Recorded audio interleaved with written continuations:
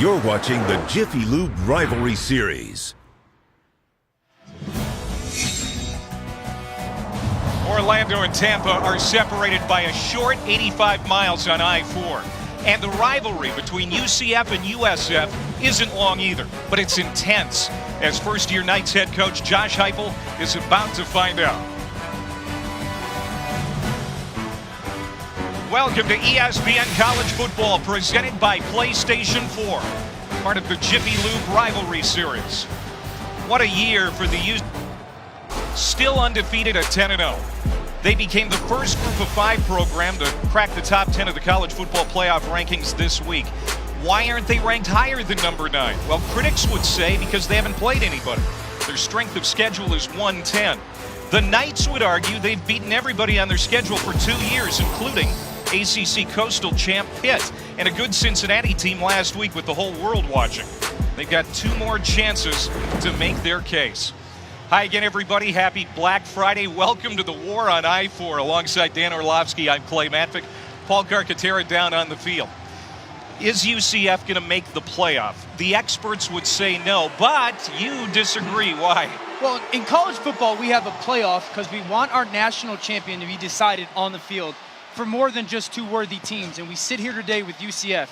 They're top 21 in both offense and defense. Clay, there's only 4 other teams in America who can say that. 3 of them being Georgia, Clemson, and Alabama. Us in college football need to stop finding a reason to keep them out when their play for UCF has given them the reason to be in. Improbable, though. Not impossible, but improbable. How did they get in? Let's go down to Cark. Well, Clay, UCF may not control its own college football destiny, but if you're a fan of this sport, you know that in November, chaos can kick in. The Knights are currently at number 9. So, if 5 of these possible 6 scenarios happen, they could slide into the number 4 spot.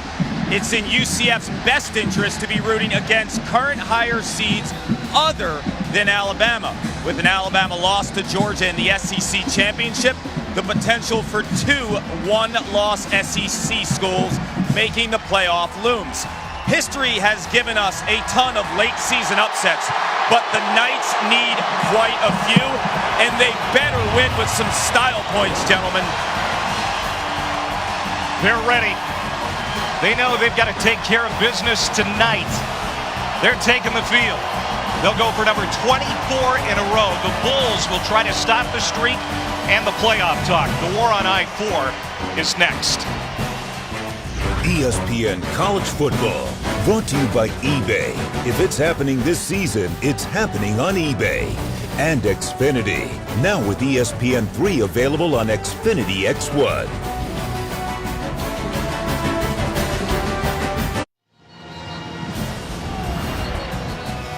You're watching the American Conference on ESPN. UCF wrapped up the East Division in the American last week with that convincing win on ABC over Cincinnati. They will host Memphis in a rematch of last year's conference title game next Saturday in Orlando. Memphis won the West with a win over Houston today. Breaking news. Just moments ago, we learned that Blake Barnett, the starting quarterback for USF, will not start. He's banged up, a shoulder injury, an ankle injury, so Chris Oladokin will make his 2nd career start for the Bulls here tonight. And they've got a lot of confidence in Chris Oladokin. He started at Cincinnati, played well, had them in a lead. Certainly expect to see a little bit more designed quarterback run. UCF won the toss. They elected to defer. And Jannard Phillips on the return gets hammered down inside the 15-yard line. Great kick coverage by the Knights. Chris Oladokin, sophomore from right here in Tampa, product of Sickles High School, made his first career start at Cincinnati a couple of weeks ago when Barnett was out with his shoulder problem. Went 10 of 22, 165 yards and a couple of touchdowns. This is a big stage for him. Great opportunity here. So here we go with the War on I-4. And it's Oladokin making an impact right away. Finds some room on the right side. He's across the 30 to the 35-yard line on first down.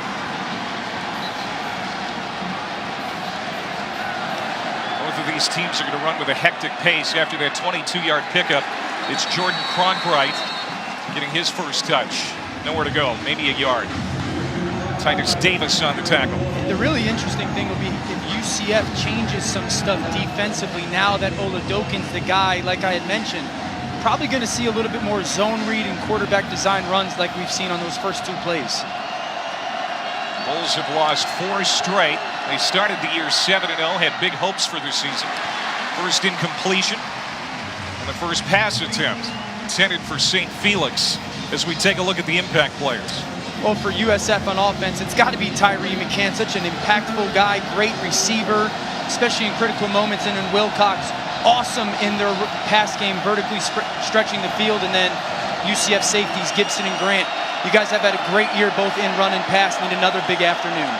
Third downs have been a problem lately for USF. Oladokin rolling out to his left, in trouble. He's hit. And he's going to be dropped at the 36 by Pat Jasinski. They call him Savage Pat. And USF is going to have to punt. A really good inside move by UCF's Brandon Hayes to move Oladokin off his spot. I'll say this, Oladokin had a receiver, Jordan Cronkright, running downfield by himself as a young kid.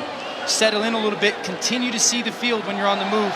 There may be some big play opportunities there. UCF's best kick returner and punt returner, Otis Anderson, is not 100%. You're going to see Dredrick Snelson back to return this kick from Trent Schneider, 28-year-old left-footed Australian. And it's going to be a short return for Snelson, and he pays the price as he steps over the 25-yard line. Here's our first look at the terrific Mackenzie Milton. A bona fide star now, 22-0 as the night starter. Not highly recruited coming out of Hawaii. He wanted to play at Oregon. That's how he met Scott Frost and ended up in Orlando. Massive numbers the last 2 years. What we're going to see from him this afternoon, he might be the best reactionary thrower in the country, and then also a kid who can, at the line of scrimmage, process information. They're going to run it with Killens on first down. Adrian Killens, the junior from Daytona. And it's fitting that he's from Daytona because he has terrific speed. Going to pick up about 7 on first down. Khalid McGee on the tackle. Here comes that frantic pace. Milton fakes the pitch, picks up a yard. It's going to be third down and manageable for UCF on their opening series. A really good job by Reeves there, scraping over the top for USF. And now the challenge for USF in these short yardage situations, find man-to-man that you feel comfortable with playing defensively against UCF's weapons.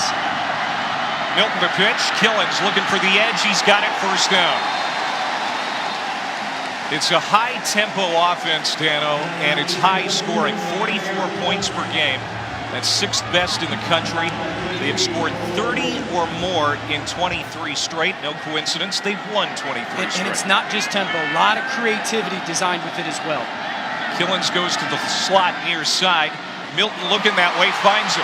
Across midfield, and he trips down at the 45-yard line of USF into plus territory quickly after that 18-yard gain. Well, they put formation into the boundary. They go to the field with Killens in a zone defense. Easy throw from Milton. Now Milton in trouble. Hit, and he's going to smartly get rid of it.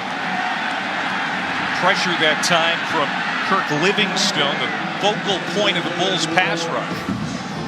If you can pin one thing on this USF defense this afternoon, find ways, one-on-one or blitz packages, to get some pressure on Mackenzie Milton. They're going to run it. Here's Greg McCray. He's a powerful runner, and he has been really good the last month. About a yard short of the first down. Khalid McGee with another tackle. So here's another third and a yard and a half, 3rd and 2. Milton, first down. That's another thing about Milton. He is really good on his feet when he needs to be. Yeah, he's an awesome football player, and especially in those 30 short situations, they feel comfortable with him running it.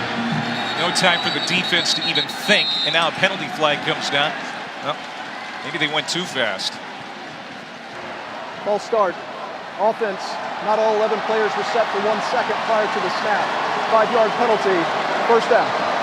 Going too fast for their own good. First penalty on UCF as we take a look at the impact players. Well, for UCF offense, it's got to be Adrian Killen. Such an electric, dynamic, vertical back.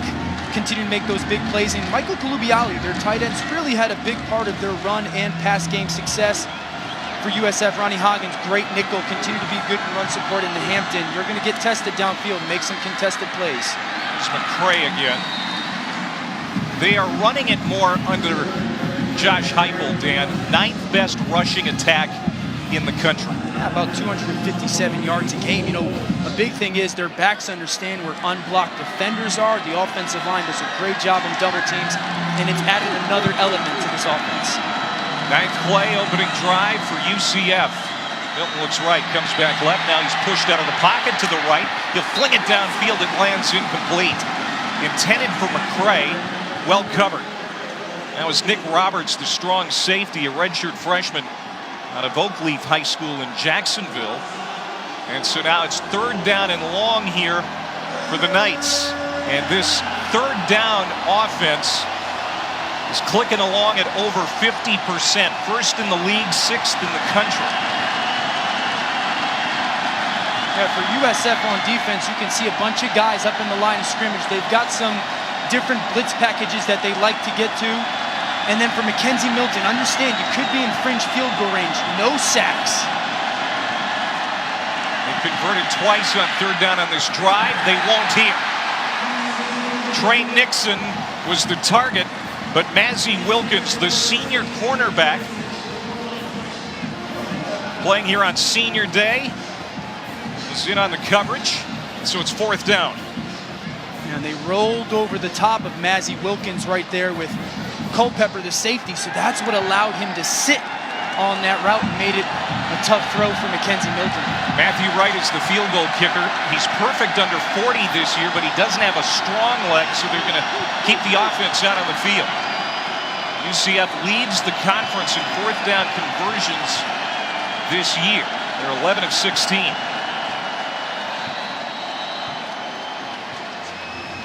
And with the play clock running down, Delay. Offense. Take the penalty. 5-yard penalty. 4th down. Maybe just to buy a little more room for Correct. Loudermilk. South Florida has elected to decline the penalty. 4th down. Bring right out, we'll see. Oklahoma, West Virginia coming up after our game here in Orlando, or in Tampa, excuse me, as Loudermilk is going to come on, Dan, to punt. And I like this decision by Josh Heupel. You've got a USF offense that's been struggling. Pin them deep, make them go the distance against you. Mac Loudermilk, the senior punter, a fan favorite. He's going to drop this one at the 10-yard line. So the Bulls have it back. Scoreless game here in the war on I-4.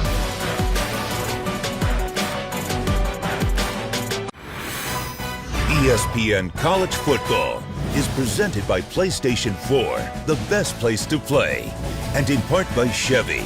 Chevy has earned J.D. Power Dependability Awards for cars, trucks, and SUVs. Both teams enjoying their Thanksgiving feasts last night here in Tampa. So USF gets it back. A long field ahead of them again. Started at their own 13 on the opening drive. This pitch to Duran Bell.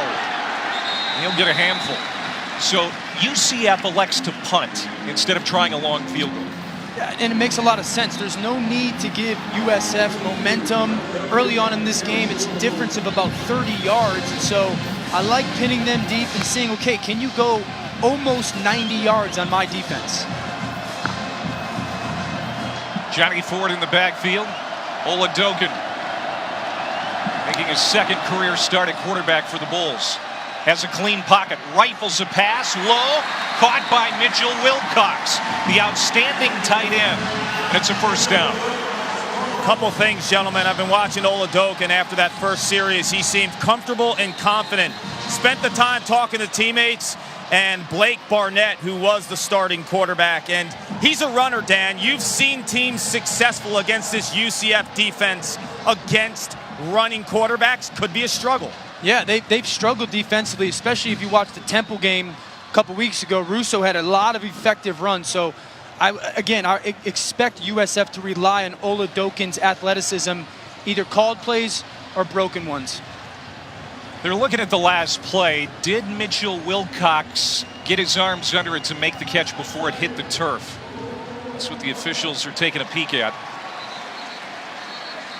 With 9:50 to go here in the opening quarter. Oladokin had offers from Nebraska, Temple, Iowa State, and he is getting his first significant playing time here in recent weeks because Blake Barnett hasn't been healthy. We're waiting on the review. It was ruled a catch on the field. We'll see if it stands up. Back in a moment. The ESPN app, now with ESPN Plus. Get more ESPN and download now. The last two seasons for the Knights of UCF have been terrific. 23-0, the longest active win streak in the FBS. Beat Auburn in last year's Peach Bowl, ended up ranked 6th in the country. They've got 3 wins over ranked opponents, including Cincinnati last week. And they've done it with 2 different coaching staffs. It's a pretty impressive run last year and into this year. And this is certainly a different team, their own team, creating their own identity and kind of piggybacking off their success from 2017. It was ruled a catch on the field. It's going to hold up. Mitchell Wilcox with the catch. First completion for Chris Oladokin. And the Bulls are going to run it this time with Cronkright. He is a key today, Dan. He's had 5 straight 100-yard games this year. But over the course of the last 4 games, the losing streak, he has had none. It's huge for them today for him to get going. Cronkright's had moments this year. They got to run it, they got to protect Oladokin, and they got to hit some shots downfield to hang. 2nd down and 6 for the Bulls. Oladokin, quick strike, and is caught at the 41-yard line, close to another first down. A little bit short for Wilcox. You know, he was a bit of a question mark today. He's got some sore ankles. In fact, he left the Temple game last week with an ankle injury. Didn't have any catches, but he's making an impact here early. And you can see the young quarterback Oladokin trusting him. That's his first 2 completions. Go to Wilcox, get them into 3rd and short. Expect to see his zone read. He's one of their leaders. Getting out of a losing streak is going to take some leadership. They get the first down with Cronkright, junior from Miami. USF will move the chains again. Defense, Dan, one of the biggest question marks coming into the year for UCF. Randy Shannon has done a pretty good job with the Knights defensive unit. Well, they're 21st in scoring. They are 9th in the country in turnovers. They're 2nd in turnover margin. They can defend the pass really well. So this is a very, very good UCF defense. Oladokin slides up in the pocket. Realizes there's nothing downfield. Get back to the line of scrimmage. Joey Connors, the defensive tackle, who was great last week, makes the stop there. Yeah, quick decision by Oladokin. If it's not there, get going. And so USF's going to try to get some quick game going, but I like the young quarterback saying, if it's not there, let me get a positive yard. It's going to negate any kind of negative plays for their offense. 4-man rush. Oladokin will swing it over on the slant to McCants. Tyree McCants, who's built like a fullback, gives a stiff arm and takes it over to the far sideline. McCants was huge in this game last year with 9 catches for 227 yards against the Knights. It's a handful, but it's going to be 3rd down and about 7.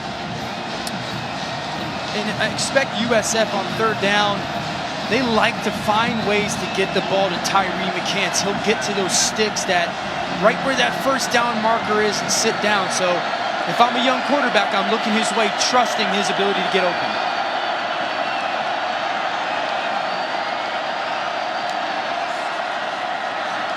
Oladokin, first down. There's Raishin Bronson. And Bulls are into UCF territory for the first time here today. Sterling Gilbert, the offensive coordinator, told us We have to sustain drives. We have to help our team out. We have to keep Mackenzie Milton off the field. Well, I love that third down call there. They saw that Bronson was in the slot, uncovered, check to the sideline. Hey, just catch and release by Ladokin. Make sure the ball gets out of your hands. Easy completion right at the third down markers. Sterling Gilbert, the offensive coordinator. That ball is out. Still being kicked around. It's recovered over on the far sideline by Wilcox. That was a backwards pass to Duran Bell. And USF dodges a bullet. You know, one of the things when you have plays like this, you always tell your quarterback, wait an extra second to make sure that ball goes forward. Even take a step back or two to make sure it is a forward pass just in case that lateral situation happens. USF lucky to fall on. Bell, second week back after missing 8 games with injuries. Still a little rusty, it looks like. That one was tipped. So now third down and 5.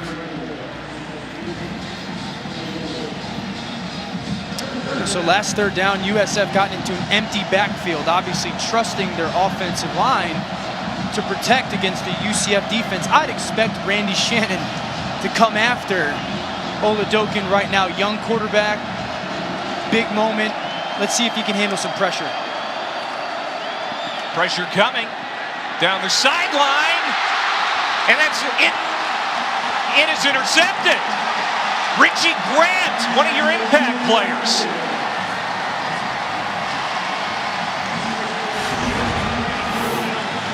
Did he keep his feet in bounds? He comes after Oladokin with pressure. Gibson off the edge, and then Richie Grant with great ability on the back end to roam. Big pick.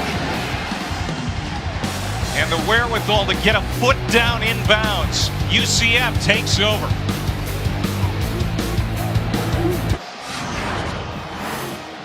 Well, Randy Shannon decides to come after the young quarterback. Let's watch Kyle Gibson in the slot. He's the guy who blitzes, and then this is a middle field open blitz. So it's not middle field closed. Young quarterbacks see it, but Richie Grant was already going to the half field. Because of the blitz structure, that's what allowed him to get all the way to the sideline on that interception. Great design by Randy Shannon. Grant's 5th interception this year. The 30th takeaway for the Knights defense in 30 straight games. Very impressive. Greg McCray will run it here for UCF. Forcing turnovers, winning the turnover margin, that has been an earmark of this win streak for the Knights. No, they're number 2 in the country with it. They steal an extra possession and a half a game because they protect it, and then they get turnovers on defense. So now Mackenzie Milton and this offense going back to work. It'll be Milton running out, trying to get it to Williams. It's incomplete. So now third down. We talked about Randy Shannon and the job he has done with the defense. 30 consecutive games forcing a turnover. They talk about turnovers like they're expected. They practice forcing turnovers. And then when they do it in a gameplay, they'll kind of create a video for their players. Look at the drill in practice, look at how it happens in the game, and get their players to buy in a little bit. It's also that play that McKenzie decides to throw that ball away. That's why they're so good in turnovers. Empty backfield. Milton, he throws a pick. Roberts has it for the Bulls. He's got a blocker. Finds the sideline, and Roberts will angle out of bounds in the red zone.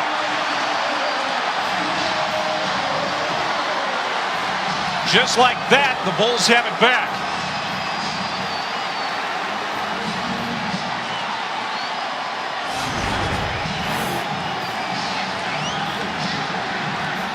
A little bit of abnormal for Mackenzie Milton. Let's just watch Roberts play his high half.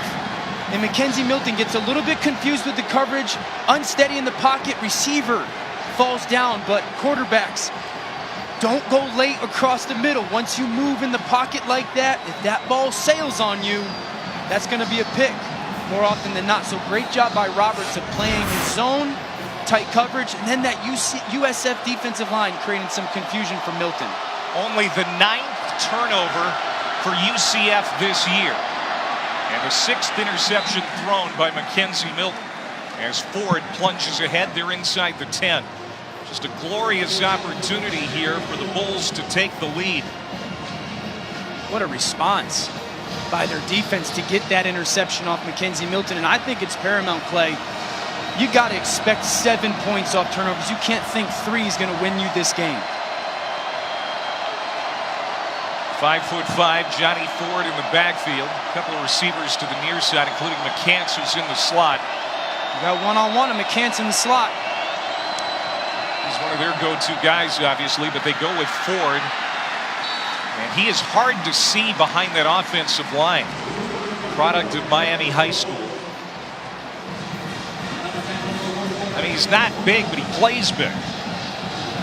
He runs really, really hard for, obviously, a kid who's only about 5'5", 5'6". You know, I got to imagine here, 3rd and 5 down in the red zone, maybe 4 down territory, continue to stick with the run. They need to get it to the 2 for a first down.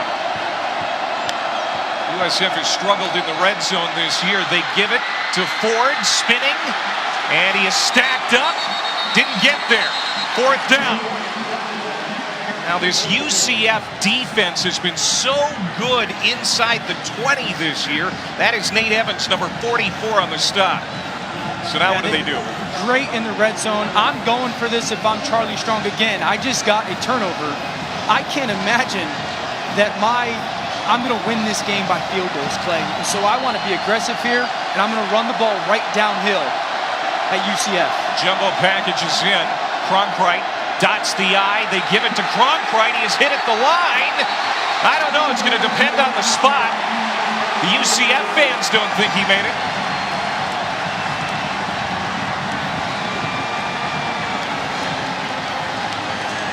They are going to have to measure, but I don't think so. Nate Evans again.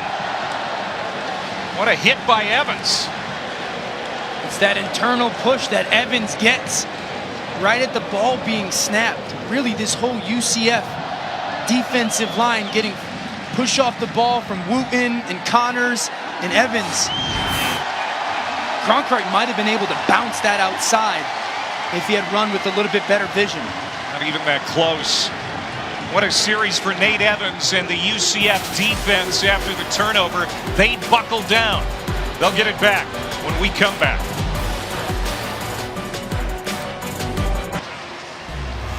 Sports Center tonight after Oklahoma, West Virginia with Bucci and Anderson. We're going to have the latest from Alabama and Auburn on the eve of the Iron Bowl, plus our Michigan-Ohio State ultimate highlight and a complete recap of Tiger versus Phil. Sports Center tonight after Oklahoma, West Virginia on ESPN and the ESPN app. How about the win for Texas today? They're in the Big 12 title. Yeah, great year for Tom Herman, and their quarterback, Sam Ehlinger, has had an outstanding season. All right, so now the Knights have it back. They've got a very long field after turning USF over on downs. After Mackenzie Milton on the last series threw his 6th interception of the year. You don't see Milton turn it over often. He is so good at protecting the football.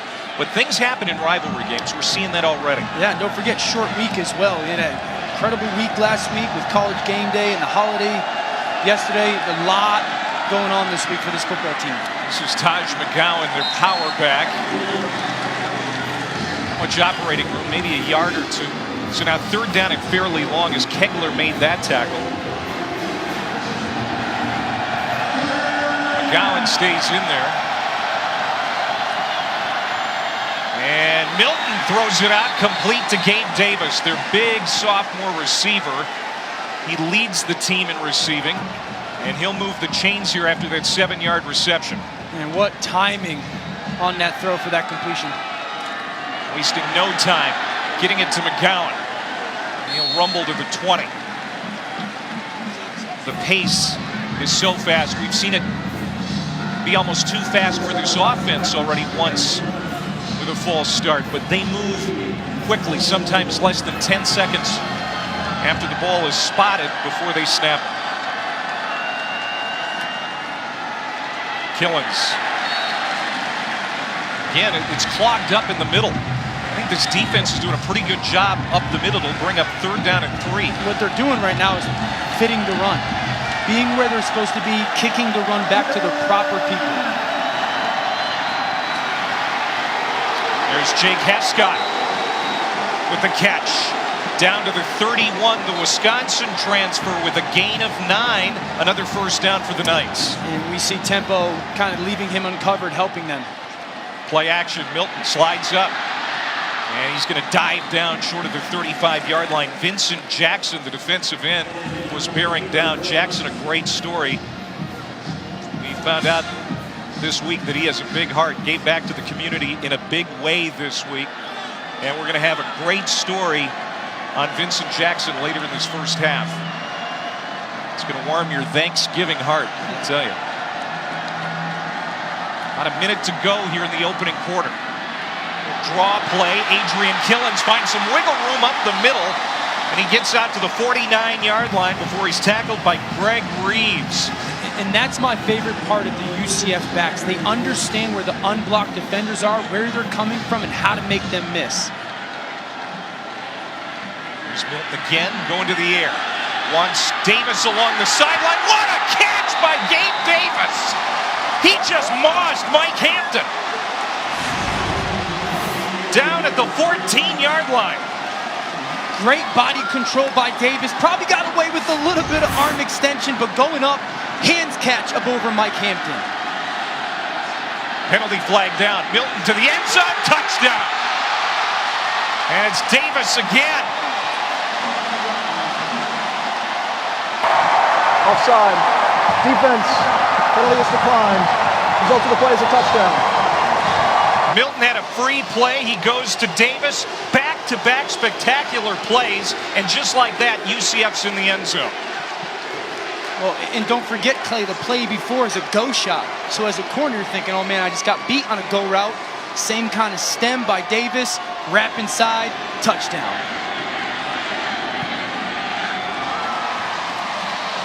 Matthew Wright with the extra point. It's a 10-play, 97-yard drive for the Knights in under 3 minutes. And Davis with 2 spectacular plays. And this is kind of a benefit of using tempo, right? You get to the line of scrimmage. USF can't get set. I've got a free play. Play fake from Milton. He knows he's got a confident throw at his ability because of the offsides and drills it into Gabe Davis. And they love doing this kind of play action, hard run fake, inside seam, wrap route or in-breaking route down in the red zone. And the effectiveness of the tempo leads for that confident throw from Mackenzie Milton. Gabe Davis. The catch before the touchdown was absolutely beautiful. And an explosive play for the Knights. They averaged 9 of those per game. That's 20 yards or more. Now it seems like there's a sigh of relief from the Knights. They played a little tight up to now. Maybe that's going to loosen them up. 97-yard touchdown drives will do that for your team. D'Angelo Antoine, and he's down at the 24 as we go to Adnan Burke in the studio.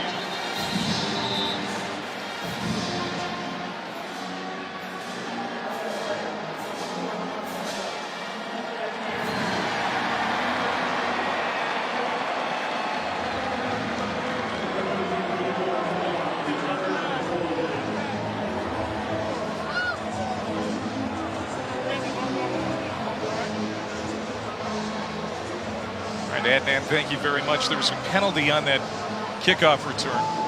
And it was an unsportsmanlike penalty against UCF. Third penalty against the Knights. And now we've got a new quarterback. Brett Keane has come in for Oladokin. And Blake Barnett is out with some injuries, and Ryshain Bronson on that sweep. Get a handful. Jasinski on the tackle. Brett Keane taking snaps now. We'll see if they get another one off before the end of the first quarter. It's a junior out of Lakewood, Ohio. He'll throw to the sideline, finds Ford. Maybe a couple of yards short of the first down. And that's the end of the first quarter. UCF with a great couple of catches on the last series from Davis has the lead 7-0 after 1. The College Football Playoff Top 25 Rankings Show, Tuesday at 7 on ESPN. You're watching ESPN College Football presented by PlayStation 4 as part of the Jiffy Lube Rivalry Series. There's the trophy, the war on I-4, UCF, USF. Jordan Cronkite on the run for the Bulls into UCF territory. He's down at the 43. This is only the third time the trophy has been up for grabs in this rivalry. It's not a long rivalry, but it's intense. Cronkite again. 4 of the 9 meetings decided by a touchdown or less. And UCF has a 1 touchdown lead as we start play here in the second quarter. I'm liking what I'm seeing in this drive from USF. A little bit of power, meaning tight end, right tackle are coming down on the defensive line. They're pulling that backside guard, kicking out and going downhill right at UCF. Blake Barnett did not start.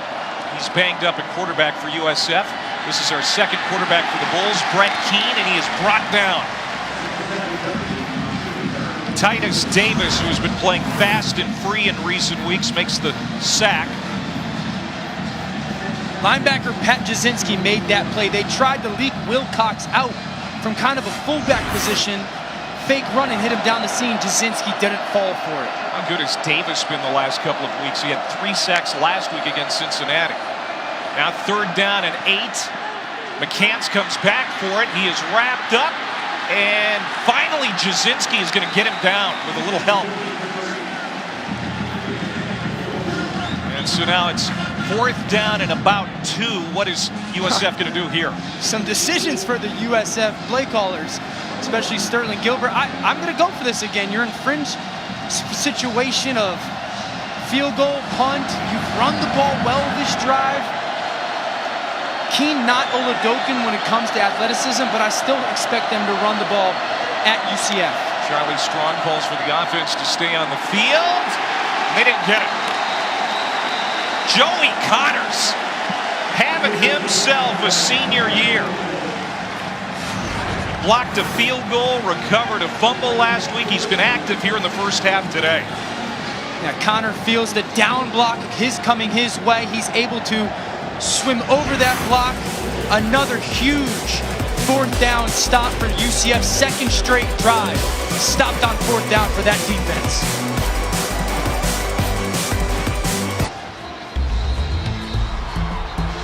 You can stream college football all season long on ESPN Plus. Start your free trial today by downloading the ESPN app or visiting ESPNplus.com. UCF has turned USF over on downs.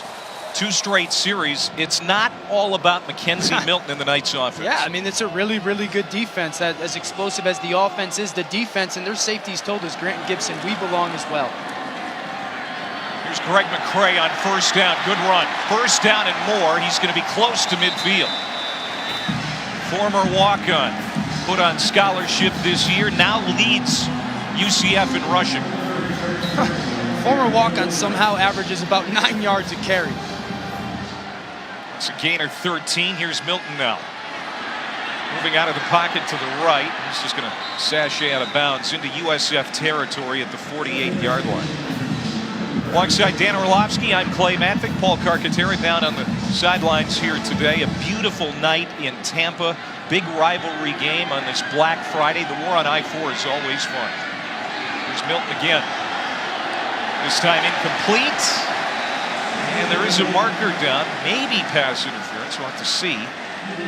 Nazzy Wilkins was the defender. Trey Nixon the receiver. Pass interference.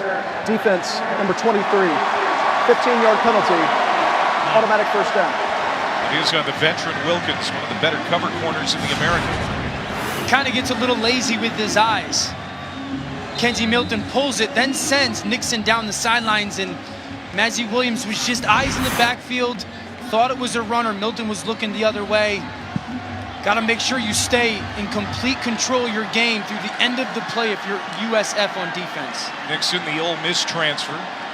He's made a lot of big plays this year in the receiving corps for UCF as Killens Takes that run for a yard.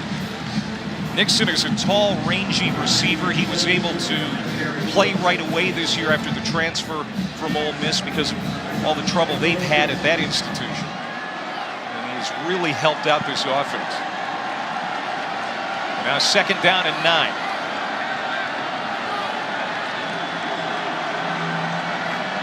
Three receivers to the field, but they're going to run it. Killins again. 3rd down. There's a look at Adrian Killins, and Greg McCray, one of the running backs who was in previously, said it best with the speed of these running backs. They're like a 4x100 sprint team. Whether it's Killins, McCray, they return their top 4 backs. It's not just Mackenzie Milton. Killins actually the 2-time Florida State champ in the 200 meters. So, you're right about that, Paul. UCF 4 for 6 on 3rd down. Milton sprinting out. Ooh, he's cut down at the 25. And it's going to be 4th down and 2. Ooh, Milton is down on the field, and that doesn't look good. Mackenzie Milton is injured down on the field. The training staff quickly comes out to look at the star quarterback. We're going to step aside, back in a moment.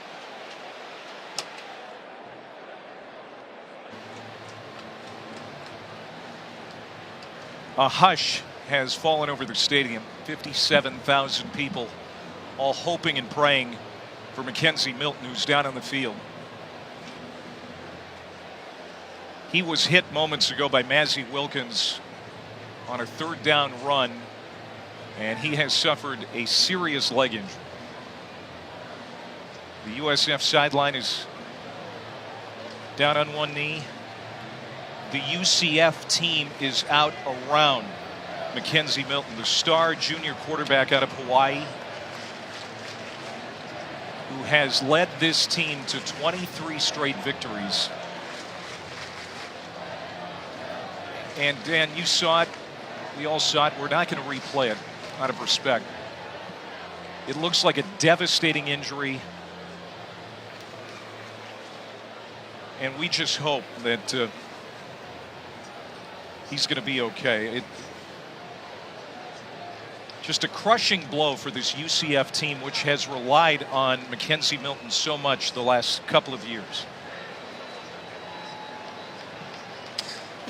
It's unfortunate because he's such a great player, overcome so much, and we'll be back as Mackenzie's going off the field on cart now.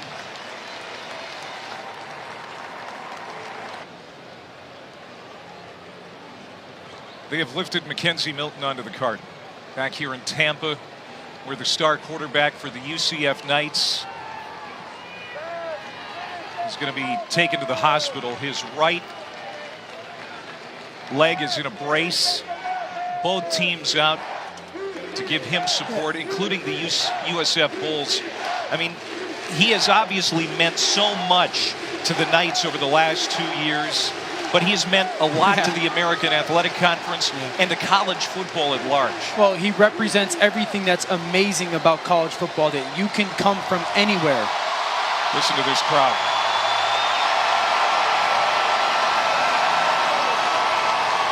You know, I got chills listening to this crowd because Mackenzie Milton's a great football player.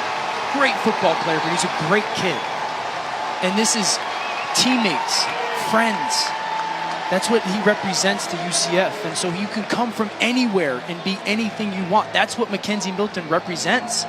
And everybody across the real country has fell in love with his story over the last year. And so a tragic, tragic situation for him and the UCF football team and their fans. You saw Darryl Mack on the phone. He is the backup quarterback to Milton. We anticipate we will see him.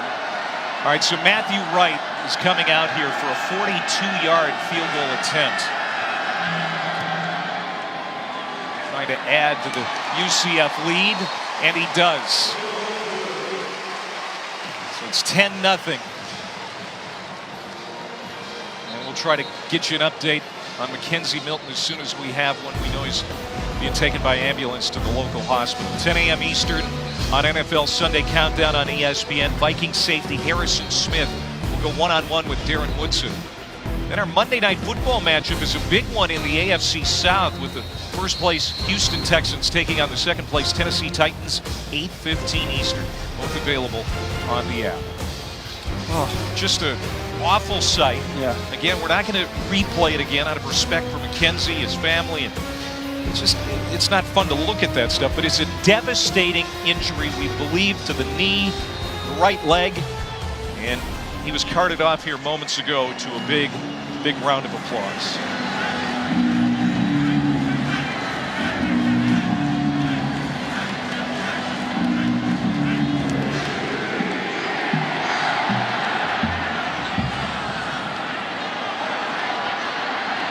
USF will have it at the 17-yard line. There's a penalty marker at about the 33.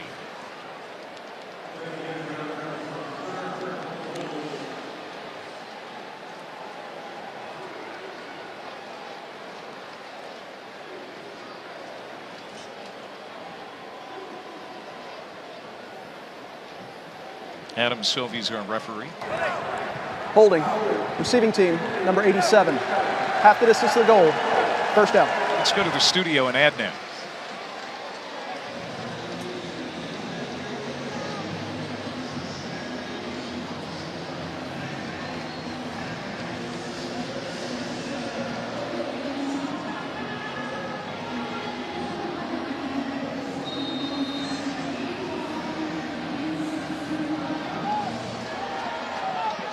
All right, that's another great rivalry game on this Black Friday. Thank you, Adnan. Brett Keane in for his second series. First down and 10. The 8-yard line. And let's go to Cart. I'm right by the tunnel where McKenzie there, and I'm being told that the nearest hospital is St. Joseph's within 2 miles, but a very emotional moment for not just UCF, but this entire stadium. The respect everyone has for this kid is unbelievable. He's self-made from the state of Hawaii. He was an unranked recruit, finished 8th in the Heisman last year, and more importantly, a wonderful teammate. 22-0 as UCF starter the last 2 years. It's going to be third down. About a yard as A.J. Wooten makes that tackle. You can imagine that UCF sideline is feeling like, okay, we got to regroup here. We got to refocus because we've got a rivalry game to play. We've got a winning streak on the line. We've got a New Year's Six bowl bid on the line, potentially.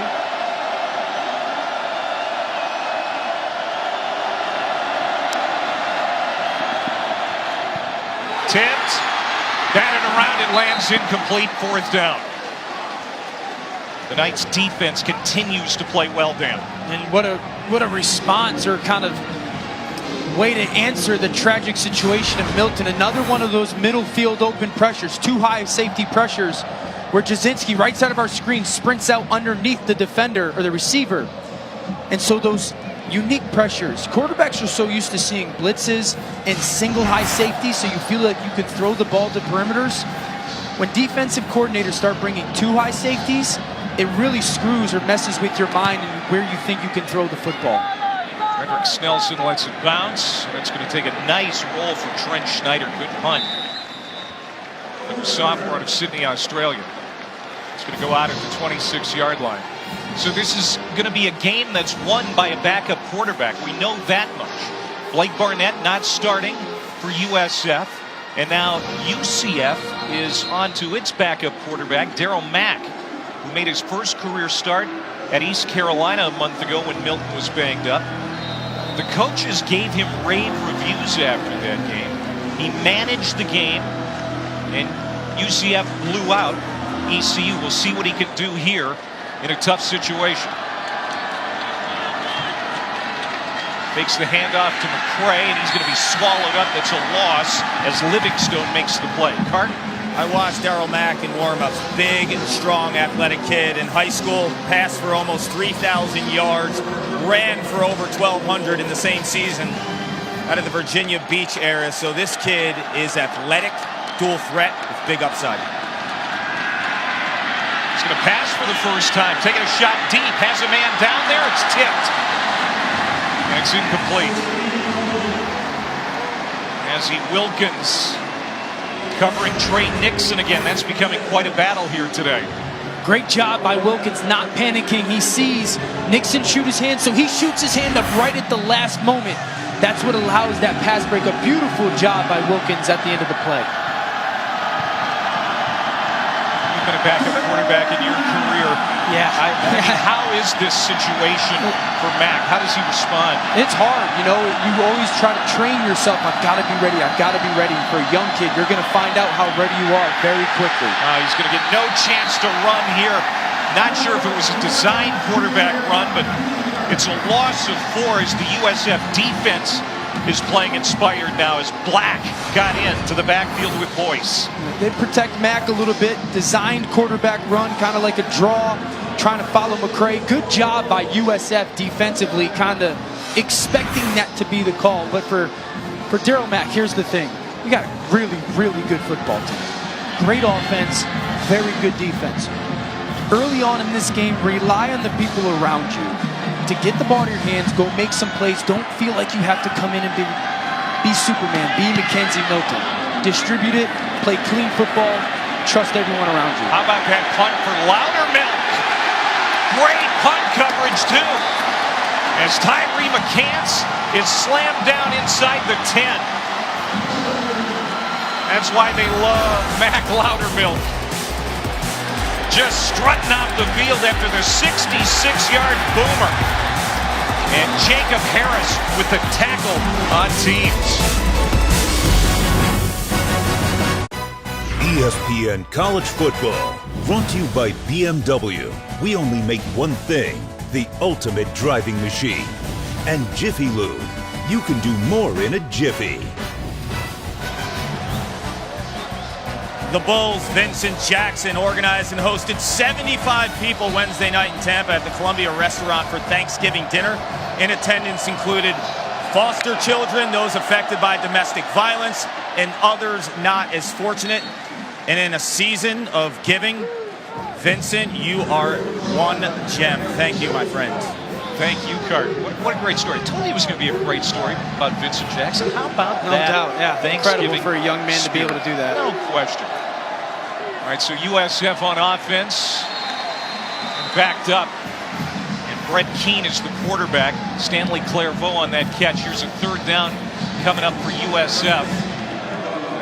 Mackenzie Milton, quarterback for UCF, leaving the game with a right leg injury. They took him off on a cart moments ago.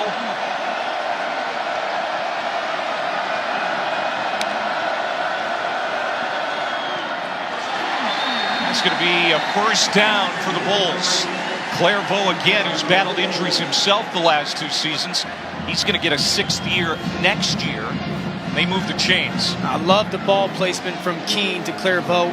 Perfect location. Keep it on the ground. You know, with Mackenzie Milton going out of this ball game, I'm sure there are some UCF fans in attendance watching at home thinking, oh my, our winning streak, the chance at the New Year's Six, the chance at the college football playoff, as slim as it might be.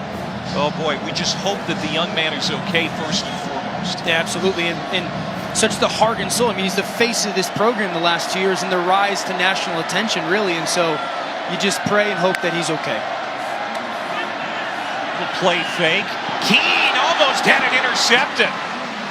Kyle Gibson, one of your impact players, the Tampa native, had his hands on it. Couldn't reel it in. Gibson's really just reading Wilcox. Wilcox comes vertical. Gibson's able to drive on the ball and almost a pick. These safeties, both Kyle Gibson and Richie Grant, are both very good playing coverage, reading through receivers to quarterbacks, and breaking on the football. USF has done a good job on third down. They're 4 of 9 here today, but this is a 3rd and 9.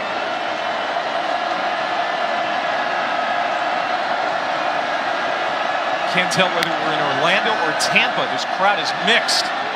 Deep down the sideline, looking for Bronson. Incomplete.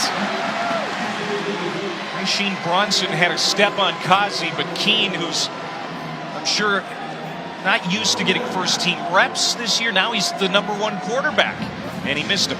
Yeah, and that's why it's so smart for UCF in that situation to play tight man coverage. You're going to be closer to the receiver. It's going to demand more accurate throws from the quarterback. Causey did a beautiful job of trailing the back hip of Bronson, forcing a tough throw. Schneider's on a punt, but this play is whistled dead before the kick. False start. Offense, not all 11 players were set for a second prior to the snap. 5-yard penalty, 4th down.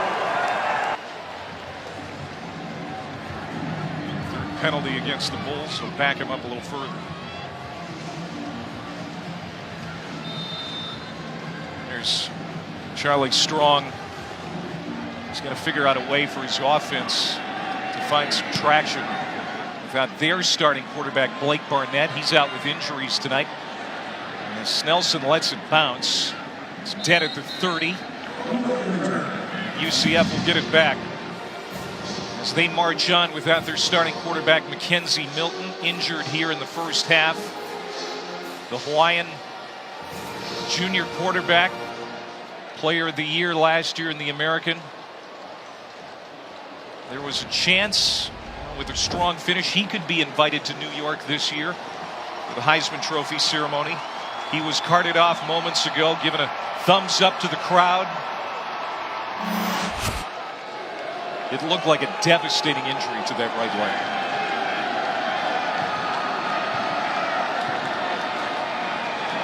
Toss sweep to Killens.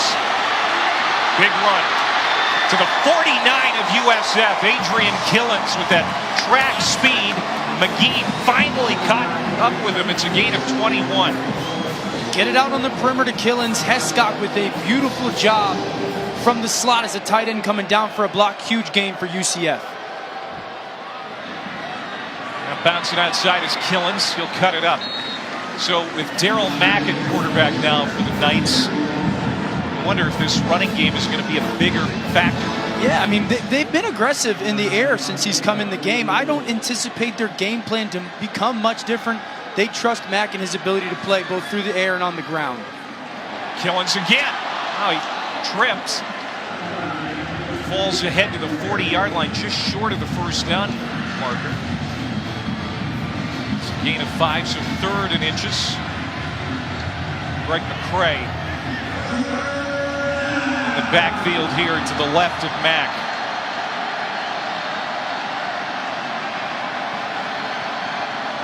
Knights 50% on 3rd down in this game. Big hole.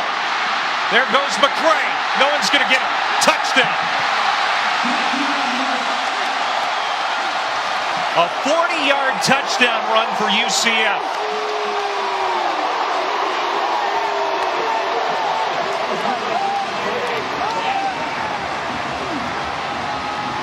After the tragic injury to Mackenzie Milton, the UCF defense rose up for a couple drives, allowed them to settle in a little bit, and then their offense takes over, relies on the run game.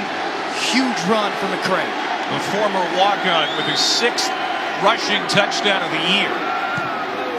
Matthew Wright bangs home the extra point, and it's 17-0 UCF.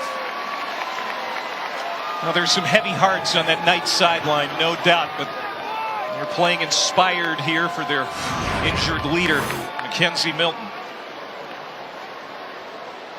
Watch the block by Hescock right here. Kalubiali coming across the line of scrimmage. Down, kick out block. McCray's able to follow right behind that tight end. UCF does a lot of stuff with that tight end in that hip position, being part of their run game. It allows for better angles of the offensive line, and a beautiful block from their tight end Hescock across the line of scrimmage. 4 plays, 4 rushing plays on that drive, and another injured player down for UCF. It's Bailey Grenier, the Vanderbilt transfer. It's been a big part of that offensive line for the Knights. The lead is now 17 for UCF with just over 5 minutes to go. Don't forget, coming up next, it's a Big 12 battle in Morgantown between number 6 Oklahoma and number 13 West Virginia, 8 Eastern time. Then tomorrow, 8 Eastern on ABC, number 3 Notre Dame looking for a berth in the college football playoff. They're going to take on USC at the Coliseum. Games live on the ESPN app. You can watch from anywhere. Now let's take a look at this week's college football playoff rankings brought to us by Capital One. A lot of big games tomorrow. Which upset are you picking? I love West Virginia. I mean, they had a 17-point lead on the road last week in Stillwater, and obviously didn't finish the job. But how about Notre Dame? Really 60 minutes away from kind of being in the playoff. If there's going to be one that happens, I'd imagine West Virginia at home can beat Oklahoma. Good to see Grenier coming off under his own power. Boy, it's been a rough first half for UCF.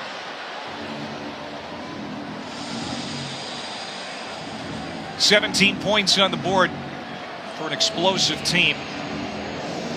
None of the scoring drives for the Knights have taken longer than 3 minutes. That's their MO. But now they're without Milton, of course. Again, we'll get updates as we get them. Pass them along. USF will start at the 17 on this drive. Let's go to Adnan Burke.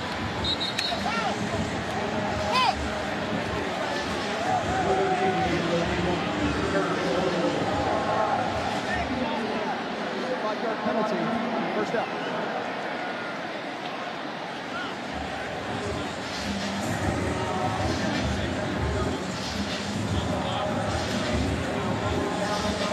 Love the stuffing. That's my favorite part. Oh man, I got into an altercation with food yesterday. Stuffing, some kind of sweet potato thingamajiggy that I ate with some marshmallows and sugar and cinnamon in it.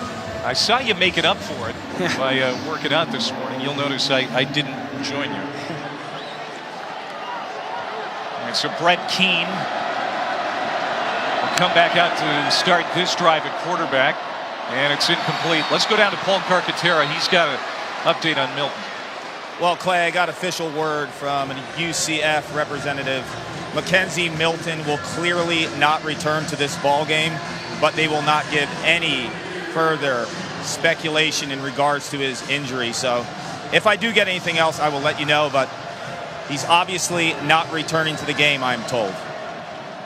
Yeah, and kind of expected from what we saw. The challenge for UCF and Darryl Mack is how do you keep him healthy, but also get him really important reps moving forward, because he's going to be the guy. False start. Offense, number 78. 5-yard penalty. Second down.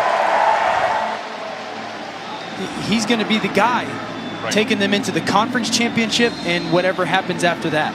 Yeah, they're going to play Memphis next week. Memphis, a terrific opponent for UCF. Played them tough earlier this year. The Knights won by 1. Of course, last year in the conference title game, it went to double overtime. So, yeah, they're going to want to get Darryl Mack some good experience here today.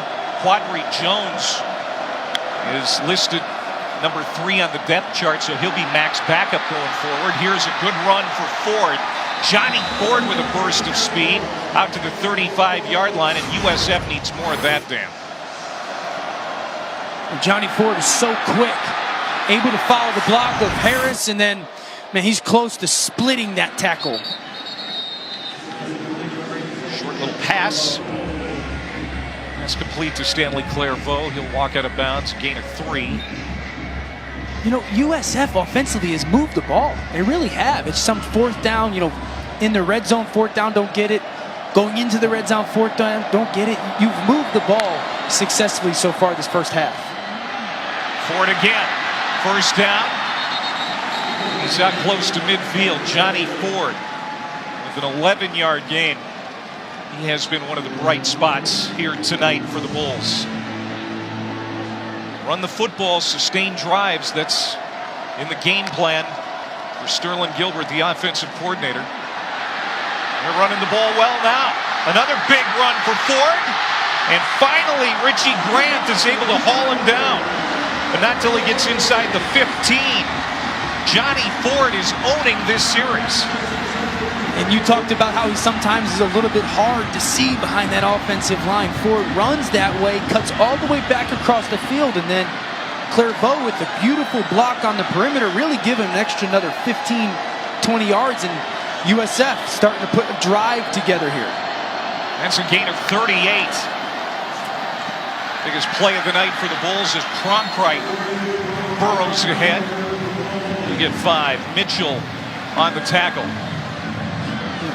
I think the big thing right now is how it's going. They're going right down the middle of the UCF defense. Throw to the end zone, swatted down. Good coverage by Neville Clark, the junior corner. Says, no, you don't. 3rd down. Well, Neville Clark done a nice job of undercutting the receiver, but if you're a USF receiver, you've got to flatten that route, kind of be quarterback friendly and make it an easier throw for Keene and not allow Clark to undercut you. The red zone defense, said it before, has been terrific this year for UCF. And buckled down again. Brett Keene cocks his head and looks to the sideline for help. Johnny Ford in the backfield. They're going to throw. Slant, incomplete. Tyree McCants, the intended man. Rashard Causey had pretty good position. And they're going to walk out the field goal unit. He had him. He's got outside leverage on Causey. Good job getting inside, just ball placement. You want to put that ball right on your receiver's chest, right on his chin, so he can be firm with his hands and go catch it, and it forces this USF field goal. It's Kobe Weiss, the transfer from Tennessee State. 25-yard attempt.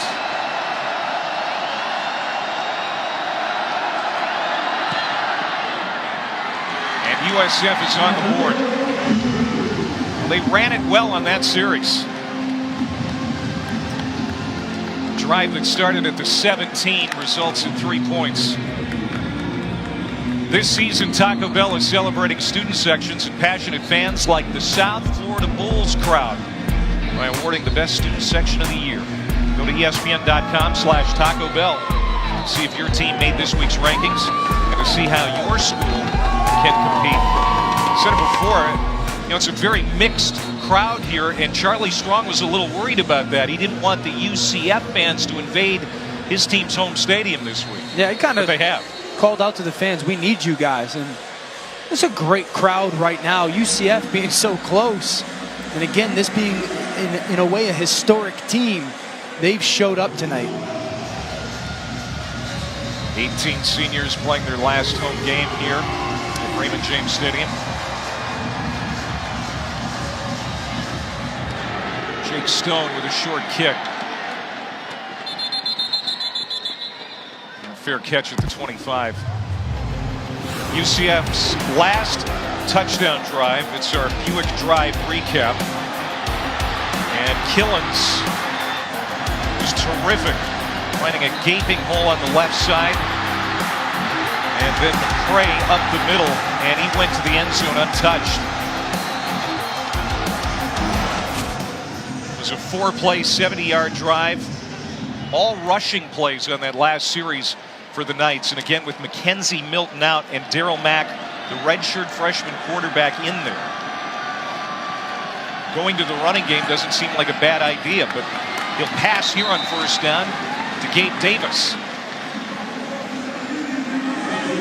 Josh Heupel's going to have to do a great job of, in this situation, under 3 minutes in the first half. You've got to lead. Again, getting your kid quality reps, but also don't risk the ball or his health. In trouble, flips it on a play. It's been such a balanced offense, Dan, this year for the Knights. 271 passing, 258 rushing. Can't get much better than that. You wonder, though, now if the game plan changes a little bit with the redshirt freshman quarterback. Well, the different skill sets, right? McKenzie's such a special player. I do believe that Mack is equipped to do a lot of the offense. You might utilize him as a designed runner a little bit more, and you're going to pull back on your pass game a little bit, especially in these kinds of situations. Clay, third downs, when you might have to manage your protection at the line of scrimmage, communicate routes to the outside. That's going to be probably a little bit more sideline driven for this offense. Mack on a slant to Davis. It's going to be close to a first down. I think they got it. Not across the 35, first down for UCF. You know, They got to number 9 in the college football playoff rankings. We heard Cart talk about it pregame. You know, they wanted to make a statement here, not just win, but win big. But now with Milton out, it's going to be a challenge to put up a ton of points. Unless Mack does stuff like that. That's a pretty good run. Listen, I love Mackenzie Milton. Great player. I also really believe in this football team. And so if Matt can do the job, we saw it last year in the NFL with the Philadelphia Eagles. I mean, you do your job, rely on your teammates, you can still win football games. Mack is incomplete. They're intended for Davis. Guys, you remember week 1, UConn, UCF? We were there. Yeah. Darryl Mack busted.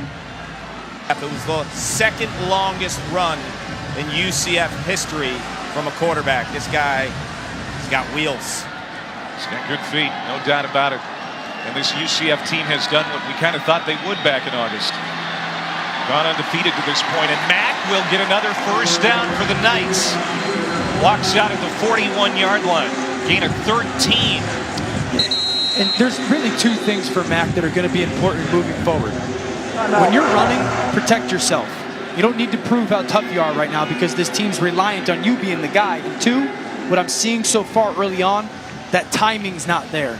Ball out of your hand before the receivers are making their breaks, that's going to have to come very quickly for this offense. Josh Heupel, in his first head coaching job, had big shoes to fill replacing Scott Frost. Has done a great job calling the plays. He's got a new guy barking the signals now with Milton out. Under 2 minutes to go before halftime. Trying to get more points on the board before the break. It's Killens on first down. Nothing there. Josh Heupel, you just can't say enough with how he has handled his first season on the job. Put up a lot of big numbers as an offensive coordinator. Zoo.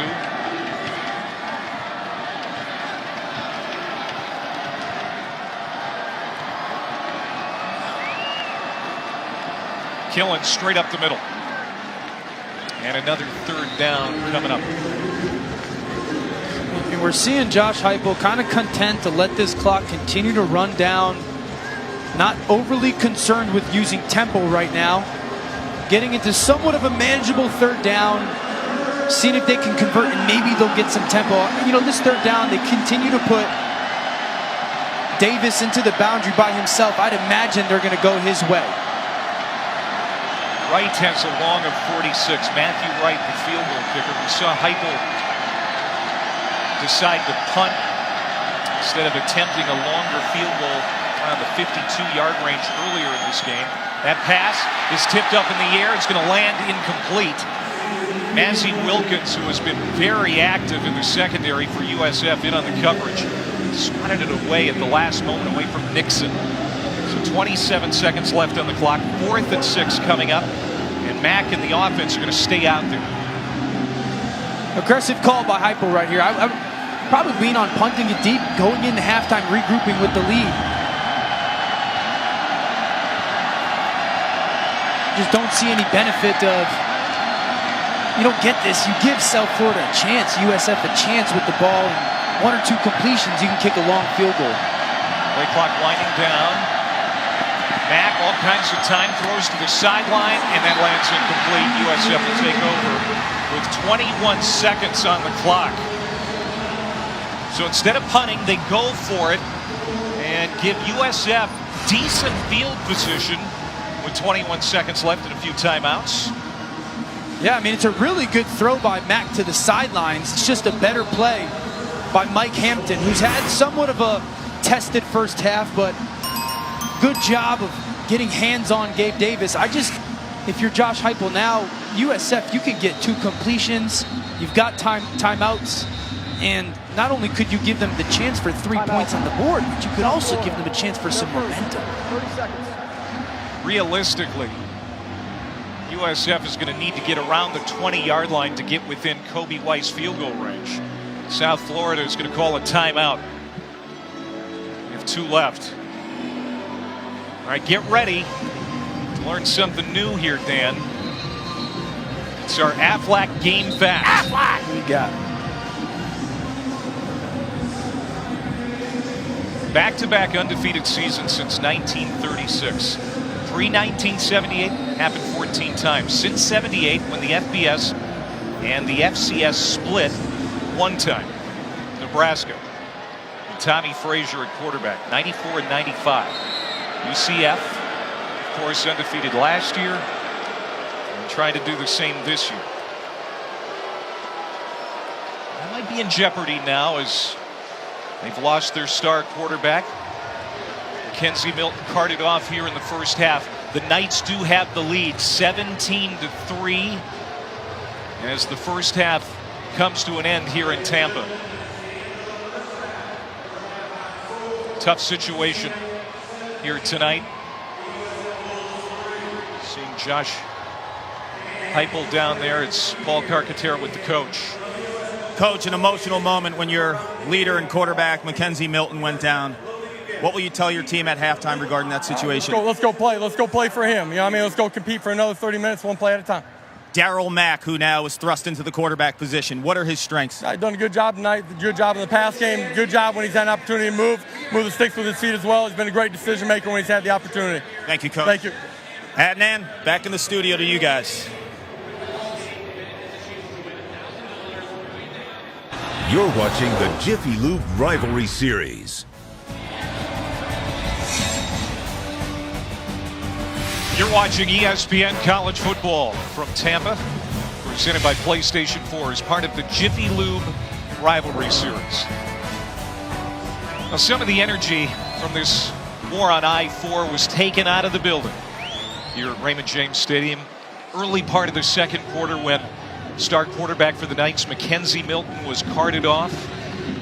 Serious leg injury. We know that he was taken by ambulance to a local hospital. Won't return. That's all we really know at this point. UCF will start with the ball here in the second half. Alongside Dan Orlovsky, I'm Clay Matvick. Paul Carcaterra is working the sideline for us here tonight.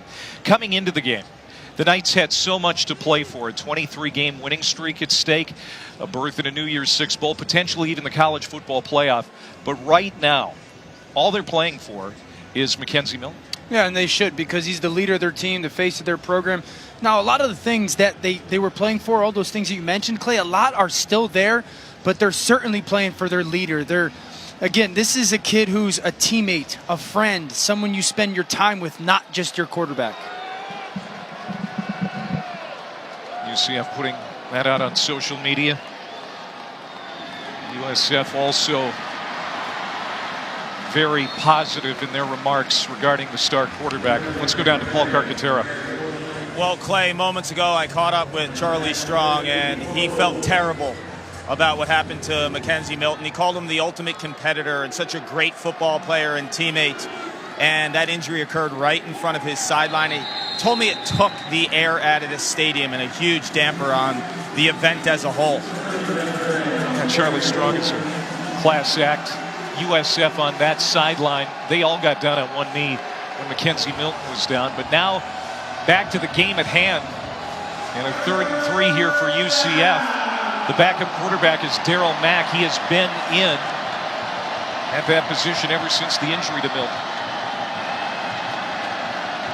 We've also seen two quarterbacks for USF here tonight, Oladokin and Keene, as Barnett is out with an injury. Out to midfield on the run. Good field position here after the Greg McCray burst. But now UCF has to get the backup quarterback, Darryl Mack.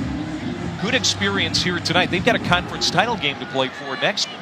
Yeah, huge one against a team that plays them well, right, Clay? And so, if you're Darryl Mack, you're preparing for the opportunity to get on the field. And so you need to trust that preparation, all the time you spend in practice, a highly recruited kid, and he's going to have to get very much so caught up in this offense and all the intricacies of it very quickly. Just 29 career pass attempts coming into the night. He has only completed 2 passes since coming in for Milton. A lot of this offense changes now. McCray is wrapped up in the backfield. There's Greg Reeves, who moved to middle linebacker from defensive end after the Nico Sautel injury. and he has been playing well in recent weeks. And one of the things is that Josh Heupel talked about how smart McKenzie Milton is and what he does at the line of scrimmage with their checks and getting them into the right protections. Darryl Mack's not going to be in control of this offense like that. And I said it in the first half, and we'll say it again here. It's going to be these situations, these third downs when teams can give you some blitzes, that Darryl Mack's going to have to really be aware of everything that the defense is doing and be smart with the football. A little confusion before that snap for UCF. They run it again with McCray, but you'll notice that the offense is slowed down, Dan. It's very apparent that they're not moving with the tempo that they were with McKenzie in there. Yeah, and it's really because McKenzie he's been the offense for years now, and Josh Heupel carried a lot of the stuff over, and so he's got a complete grasp of it. Darryl Mack certainly doesn't. He hasn't run it in live action like that, so I'd expect them to pull back the tempo. And USF still very much 2 plays away from being in this game. Ryan Jean-Marie, the defensive coordinator for USF, talking about assignment football this week, playing much better defensively. They're going to have a long field again as Mac Loudermilk pins McCants inside the 10, and we're going to step aside with UCF leading in the war on I-4, 17-3 early in the second half. The College Football Playoff Top 25 Rankings Show, Tuesday at 7 on ESPN.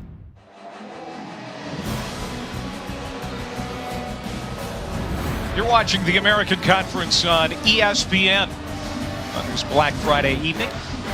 Raymond James Stadium in Tampa. Well, UCF has outscored its opponents 101-23 in the third quarter this season. But on their first possession, Dan Orlovsky, it goes 6 plays and punt. And now USF has it. And the running game has really found a spark with Johnny Ford. He is having a terrific night. That's his 8th carry. He now has 96 yards rushing.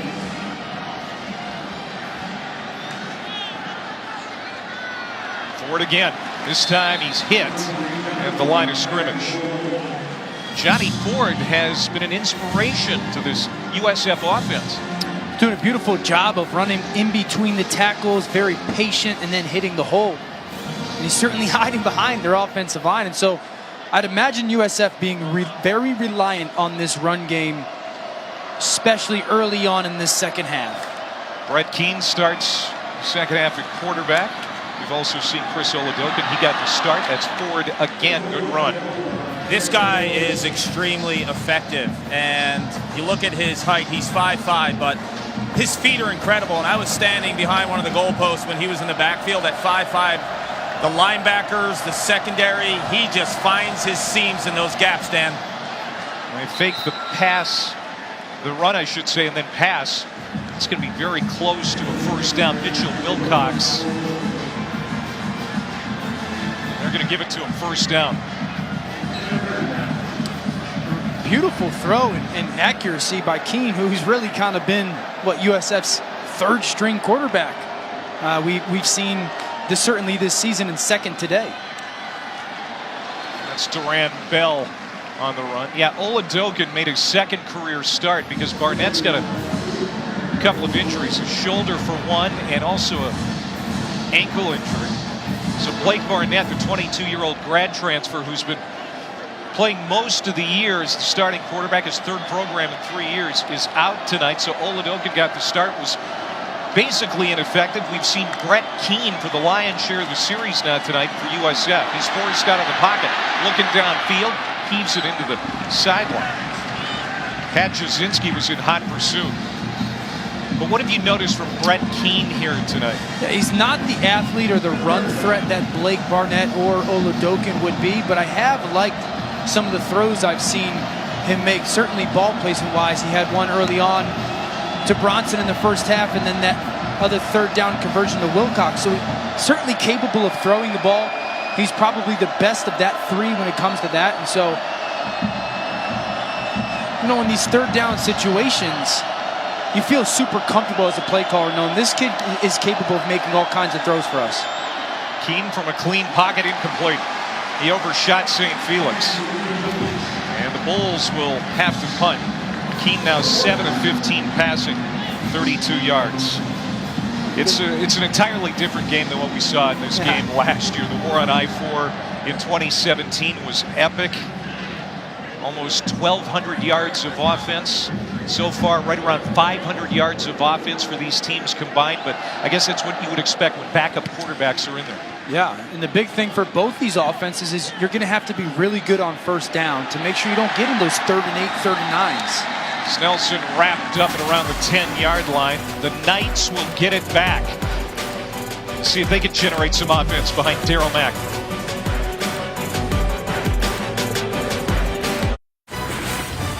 ESPN College Football, brought to you by Aflac. Get help with expenses health insurance doesn't cover.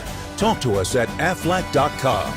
And Reese's Peanut Butter Cups. Not sorry, Reese's. Success has followed Josh Heupel everywhere he has gone. This is his first head coaching job, and this is the first really difficult situation he's had to face as a head coach. He loses the faces of the program, Mackenzie Milton. You heard him tell Paul Carcaterra as he walked to the locker room before half, let's go play for him now. And the offense is in the hands of the backup quarterback, Darryl Mack, who sprints out to the left and cuts it up on first down, a gain of about 7. Let me say this about Josh Heupel. This is a kid that junior college and goes to Oklahoma, almost wins the Heisman. And quarterbacks just are used to handling, really we're known as problem solvers. You got to be fixers. And so I truly believe that Heupel will be equipped to handle this situation. Yeah. You just grow up. Injuries, this guy's not going to play. There's no excuses being made, and so he's going to have a very good temperament to handle, the horrific situation of losing Mackenzie Milton. Josh Heupel racked up great numbers at Missouri as offensive coordinator.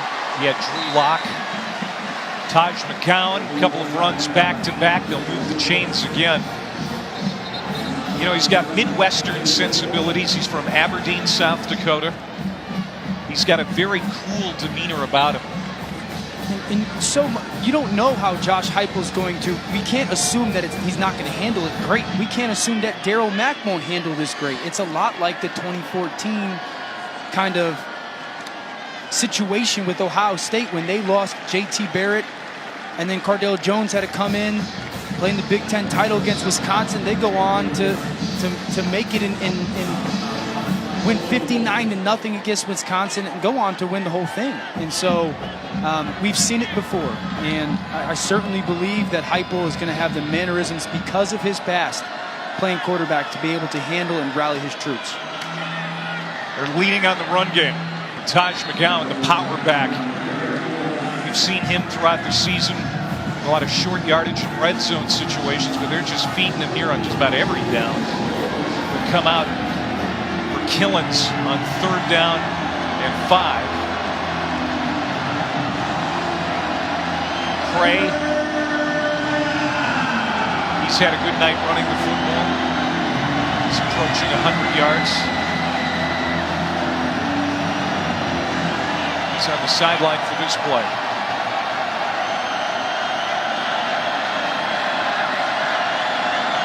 Snelson in motion. Mack chased. He's got good speed, eludes the rush, flips it downfield. Incomplete. 4th down. And so Loudermilk will come back out to punt again. It's obvious that the running game is still working. But the passing game is completely different without Mackenzie Milton in there. Well, on that play, it's a perfect example of the special ability of Mackenzie Milton to maneuver in the pocket and find somebody downfield. But I'll say this, really good play by Mack. It's the good play because it's the only play. No one was open. Didn't make a mistake. Exactly, and that's really important for a young quarterback, especially in this situation. Loudermilk, big foot over the top of McCants. He outkicked his coverage. Nobody down there in time to keep it out of the end zone. It's a touchback. But what a kick from Matt Loudermilk. Too good.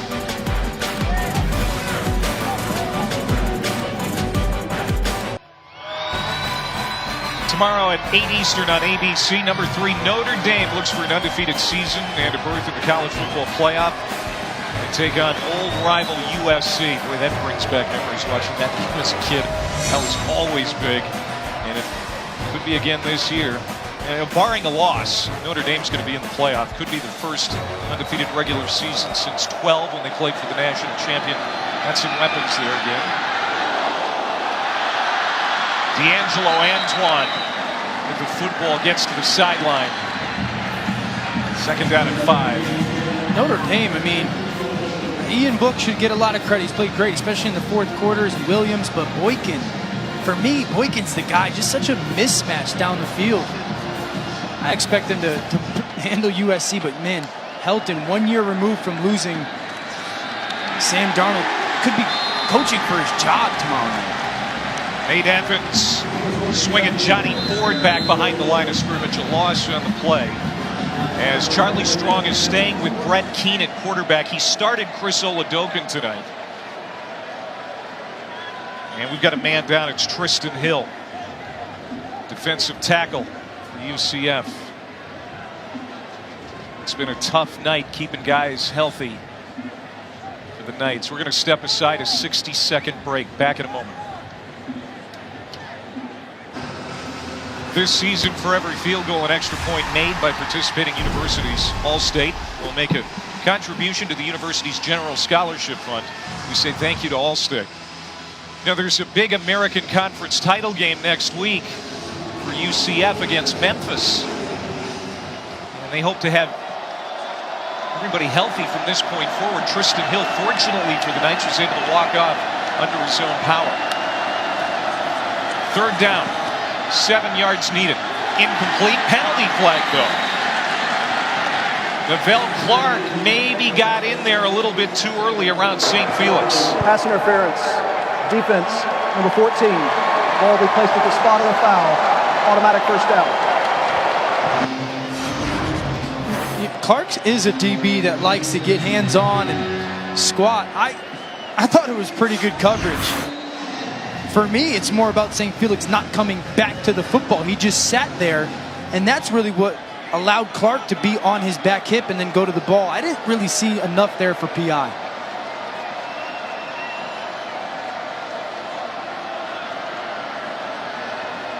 USF offense, which has struggled, needs all the help it can get. Keane throws high. That catch was made by Bronson. That's the 2nd catch for Bronson here tonight. Short gain of 4 yards, 2nd down and 6. I think USF needs to be a little bit more aggressive on 1st and 2nd down. They said they wanted to run the ball. They've done a good job of that. Protect, pretty good, but they haven't taken any shots downfield. At some point, they've got to be willing to do that.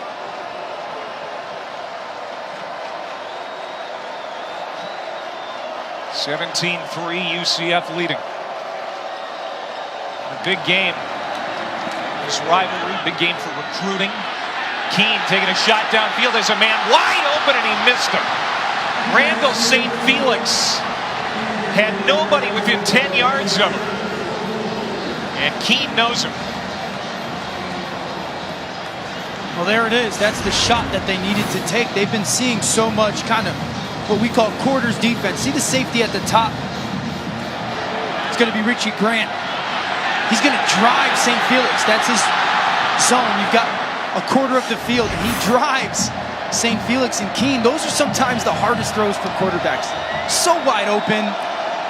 Just make sure you complete those. You don't have to be perfect. Beautiful call for Sterling Gilbert, and man, you wish you hit that one. St. Felix averaging 19 yards per catch. That would have been a huge play. Timeout, South Florida, with 6:08 to go here in the 3rd. You're going to think about their next move. Let's go to the studio and add now.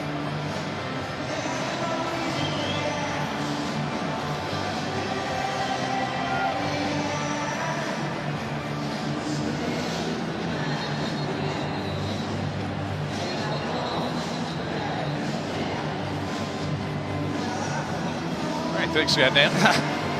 Man, I can't believe. I mean, it was a double move on 2nd down. You got the exact coverage you wanted. if you're Sterling Gilbert and USF offensively, the safety does what he's supposed to do. Drive that in route, the double moves there, gotta hit it. Sterling Gilbert told you and I this week, he said, we've got to do a few things. Run the football, protect the football, and hit our shots when we get them. Well, they poloed that time. Keene moving out, off balance, and he is caught and run out of bounds by A.J. Wooten. That is a backup quarterback mistake. Huge loss. Really what it is a backup quarterback just trying to do too much. You've been playing clean football so far. If you're Brett Keene, don't try to just throw the ball away. We saw Mac do it on the previous drive, right? You don't have to come and be somebody you're not. And it's a very difficult situation to have to go thrust into the game and, hey, you've got to go win us this football game, but got to play within yourself, understand the situations, throw that ball away. Your defense is playing really good. After the loss of 15 yards, a punt. And good field position here for the Knights. Well, early in the second quarter, Mackenzie Milton was carted off the field after a gruesome leg injury. And Mackenzie's Hawaiian brother, Tua Tagovailoa, quarterback for Alabama, tweeted this out moments ago.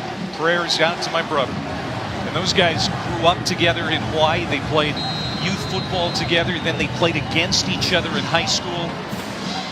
And so many thoughts from around the country like that we've seen on social media. We'll try to get more of those to you in a little bit. Just hope Mackenzie's going to be okay. He was taken by ambulance to a local hospital as Killens goes out of bounds on first down. Short pickup. I mean, when it comes to Mackenzie Milton, we're literally talking about a kid who was the face of a program kind of revolution, a reinventing of itself 2 years ago, 3 years ago. They're 0-12. And now they have the chance to win 24 games in a row. Him as the starter. The passing game continues to suffer without Milton in there. That intended for Nixon, but Mack threw it at his feet. And now it's third down. You know, I'm sure there's some folks that want to know exactly what happened to Milton if they're just tuning in, and why aren't we showing it again? Well, it was a gruesome injury. For those of us old enough to remember Joe Theismann's injury on Monday Night Football, it was that graphic. It was a leg injury, a right leg injury more specifically to Mackenzie Milton. He was on the field for a long time, eventually carted off, and we just, out of respect, have decided not to show it again. Yeah. Third down. Mack steps up. Caught from behind and hit hard. Driven down. Well short of the line to gain. Khalid McGee and Juwan Brown. And this game is becoming all about the punters. I will say the USF defense has been very impressive so far this evening. Even when Mackenzie Milton was in the game, they were still playing good. And this is a unit that's had so much pressure on them over the last month because of some of the struggles of their offense. Playing very, very good football this evening.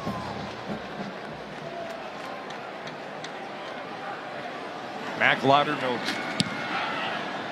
will try and pin USF deep again. This bounces at the 20, goes out of bounds near the 15-yard line.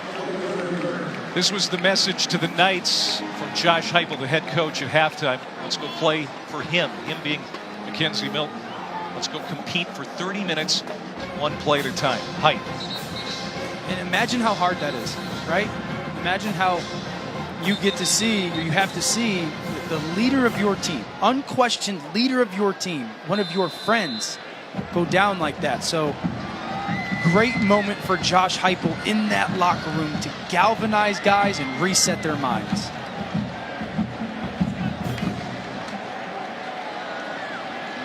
Chris Oladokin has come back in at quarterback for USF. He started the game. Johnny Ford had a good night on the ground. They started out with him on this series. Pickup of a couple. So what has Charlie Strong seen in Brett Keene that he has decided to go back to Oladokin? Well, you know, Oladokin had the early mistake on the interception versus, you know, the unique blitz that UCF had ran against them, but really keen that last scramble and sack. Unnecessary to take that trying to do too much. Johnny Ford, first down run. Ruled down across the 25. Durant Bell checks in. Oladokin 5 of 8 passing, 39 yards. Has the one interception. Durant Bell. Good to see him healthy again for the Bulls, and that's a first down carry. Good power for the redshirt freshman from Tampa. Second week back, he missed 8 games with unspecified injuries. He's a product of Hillsborough High School just down the road here in Tampa. 3 minutes to go here in the third quarter. A lot of time. USF in a 2-score deficit. Wilcox, the tight end, his knee was down at the 40. It's a gain of 4. Wilcox has made some nice kind of last-second turn my head back to the quarterback catches tonight. That switch release from the slot there. I love the fact that Oladokin got the ball out of his hands. And so if I'm Charlie Strong, I'm going to go with Oladokin for the rest of the way because of the running threat he gives my offense. I've run it so well. He adds that other dimension to it. It's Bell. Another explosive run into UCF territory, a gain of 15. Now, some of these runs are because UCF is aware Oladokin's a runner. So it just makes you play a little slow on the backside. Looking for the edge. It's Bell again. Wow. We talked to Charlie Strong, and he said this might be the fastest team I've ever had, especially the wide receivers and running backs. We're seeing Ford and Bell with electric speed out of the backfield on this drive. Bell again. This time not a lot of operating room as he tried to cut it up on the left side. Nate Evans there with a bear hug. 2nd down and about 9. The reality is, you're USF, you're 1 score away from really putting some pressure on UCF and being completely back in this ball game. And so if I'm Sterling Gilbert, continue to rely on that run. I've run it 7 straight times as Ford goes out. Oladokin throws. Pass is caught. Johnny Ford room. And he's gone. Touchdown. Johnny Ford. A 34-yard touchdown catch and run. And here come the Bulls. They're back in this football game.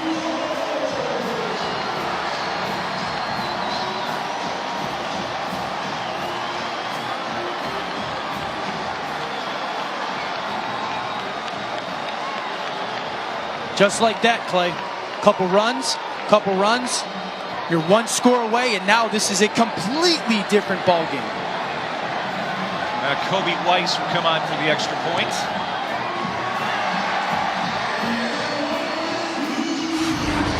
The lead is 7 now for the Knights. I love the design by Sterling Gilbert. Motion Johnny Ford out. Different ways to get to what we call a run game.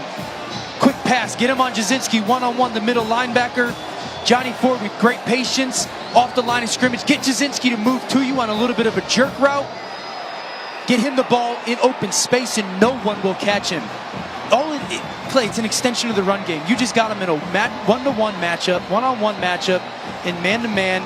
Beautiful patience by Johnny Ford, and it brings a lot of energy back to this USF sideline and the whole stadium.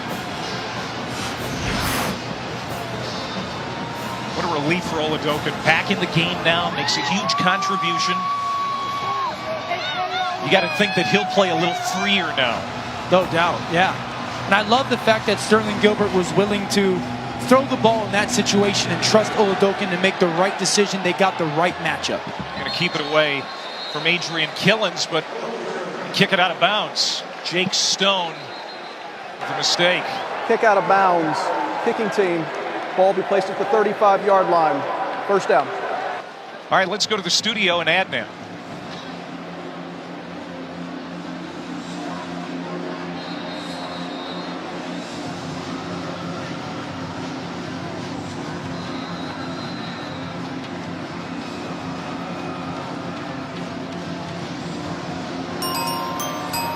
All right, Adnan, thank you very much. 17-10. UCF leading South Florida. The war on I-4.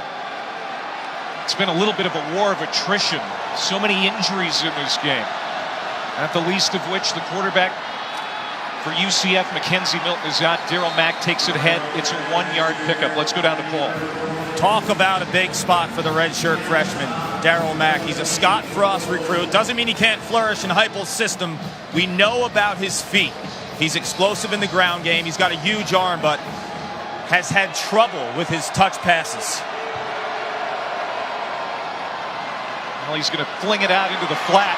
Receiver screen to Snelson. Good burst after the catch to the 49 of USF. It's really just a triple option. Read the end.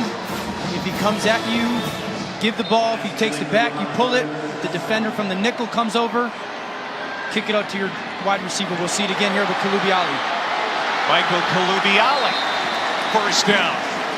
He's been quiet tonight, a little dinged up coming into this game, but the senior makes a grab. Give him 11 yards. And they're starting to seem like they're getting back to their normal tempo here. A couple plays, successful, ball out of their hands, tempo at the line.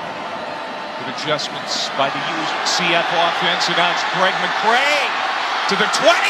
He's going to go. Touchdown.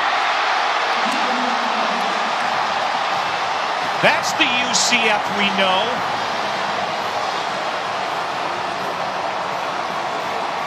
A 39-yard touchdown run for McCray.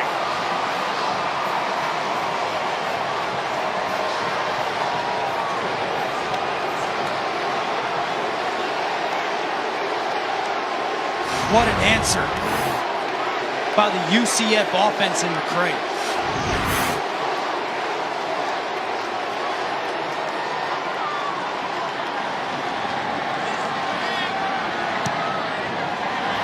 The lead is once again 14. Second touchdown for the sophomore from Miami. Let's watch Kalubiali, because on the first McCray touchdown, he lined up on one side and came across and trapped an end. Now he'll start left, going that same angle like he's going to come back on a counter action and seal the block for McCray. So both of those plays look very similar at the snap. Just a little bit of a tweak. Kalubiali sells that he's going to go back across the formation, puts his foot in the ground. McCray with great vision. And that's the thing that I love about the UCF offense the most, is the creativity in their design. Kalubiali with a great block to spring McCray, but it starts because it looks like the initial touchdown that McCray had in the first half. Let's go down to Paul. McCray is an unbelievable story. He was a walk-on after transferring from Navy after one semester.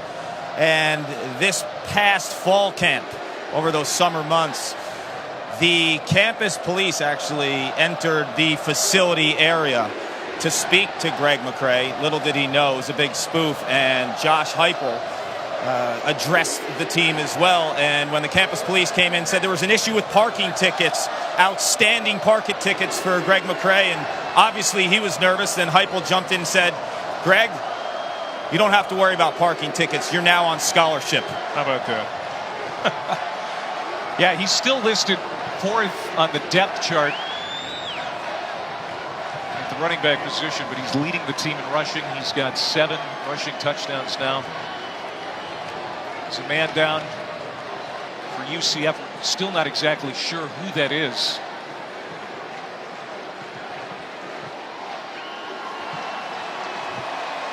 It's Grenier again. That's the second time he's been slow to his feet, but it's the second time he will walk off under his own power. UCF will take on Memphis next week. The American Conference title game. It'll be a rematch of last year's terrific championship game that was won by the Knights in 2 overtimes. And Memphis has been a tough win for the Knights the last couple of seasons. And UCF will likely be without Mackenzie Milton next week. And what does Memphis do best? Run the football with Henderson, right? And so they're going to watch this tape and see some of the success USF has had running the football in between the tackles and feel very good about doing that against UCF. Short kick. USF has it at the 36-yard line with 13 seconds to go in the third.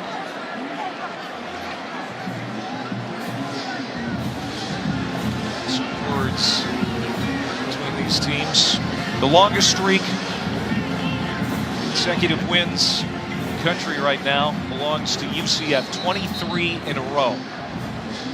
They haven't lost since the Cure Bowl defeat at the hands of Arkansas State in December of 2016. The last team to have a streak anywhere near this length was Alabama, a 26-game win streak, which was ended right here in this stadium, Raymond James Stadium in Tampa, the national title game, a loss to Clemson. Johnny Ford continues to run well on first down, given close to 5. I mean, just a remarkable streak. I mean, people at home understand how hard it is to get 18 to 22-year-olds up every single week to play and play well. And so they've done it better than anybody over the past couple years. That's what they're playing for. It's the War on I-4 trophy. It weighs 160 pounds. Someone's going to be hoisting it here in about 15 minutes of game action. UCF has the lead.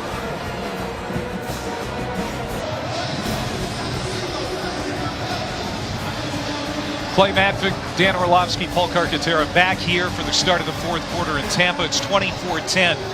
UCF leading going to the fourth. 2 touchdown favorites coming in. You can see when leading going into the last quarter of play. I don't know. South Florida has 3 fourth quarter comebacks this year. Oladoka continues to work at quarterback for the Bulls. Gets it to Johnny Ford. No gain. Sharkazi and Jasinski in on the play. So another 3rd down and fairly long. Again, if you're just joining us, Mackenzie Milton knocked out of this game with a serious right leg injury. That happened in the early stages of the second quarter. Backup Darryl Mack has been in there since. We have received no official update on Milton since being taken by ambulance to the hospital. And we don't expect one. On the draw, it's Johnny Ford. A couple of yards shy of where he needed to get. That was the 40-yard line. Man, really well done by Kyle Gibson from the safety position. He drops down right outside of the box. And instead of chasing the run, just played his gap, and allowed Ford to come to him. He's right there for the tackle. Forces a USF punt. Very well done. Gap integrity, rush integrity by Kyle Gibson.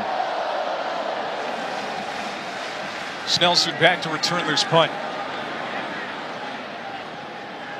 Schneider's kick bounces inside the 10-yard line. We have heard on social media from a lot of our colleagues, people all over college football responding to Mackenzie Milton, who was carted off the field in the second quarter, gave a thumbs up to the crowd here, whether they were Bulls fans or Knights fans. They applauded and wish him well. Heard from Herbie here. Here's his tweet. So sad to see this. It's a horrific injury. And again, we're not going to show it again. It was ugly. One of the best quarterbacks in the nation. Thoughts and prayers with him and his family. And really, Mackenzie Milton, almost kind of like Josh Heupel, under-recruited, underappreciated, part of a program resurgence in a way. And like you said, horrific injury. And we'll be thinking about him not only tonight, but certainly moving forward as the days go in the weeks. He and the UCF football program did such a great job last week when they were at the center of the college football world. Game day, the ABC Prime game. Timeout. Now they want a timeout. UCF, the first, 30 seconds. We're thinking about Mackenzie Milton. His team has the lead. Back in a moment.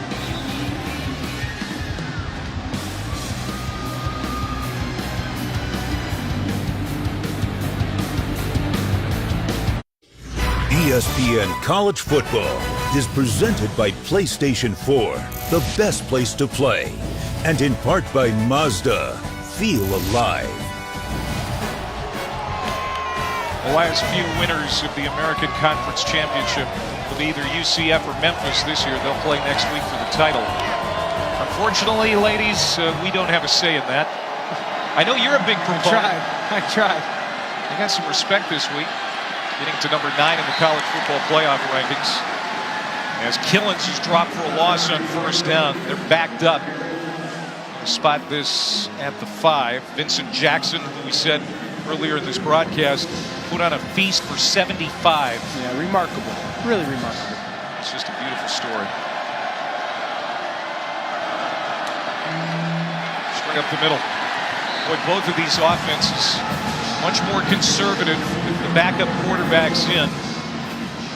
Khalid McGee on that tackle, number 2, one of the top tacklers in the American Conference. Yeah, and the big thing is Josh Heupel not asking Mac to do something he's incapable of and really putting him at risk to lose this game. So I'd imagine 3rd and 11 here of them being somewhat conservative play call wise with a wide receiver screen or a draw.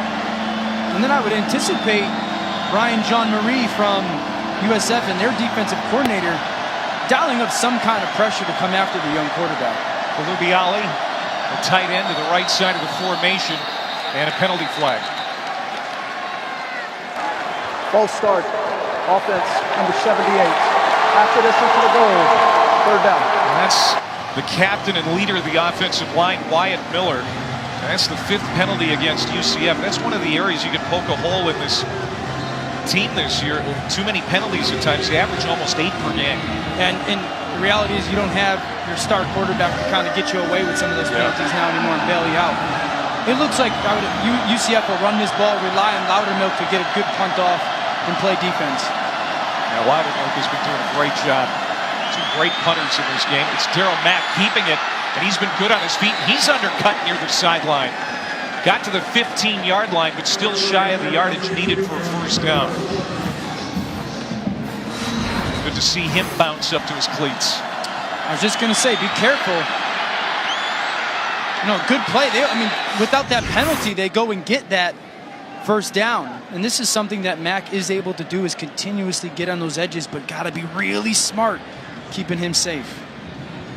Now, unfortunately, a man down for USF. It's Mazzy Wilkins, the veteran defensive back, trying to get it together over there on that far sideline. We're going to step aside.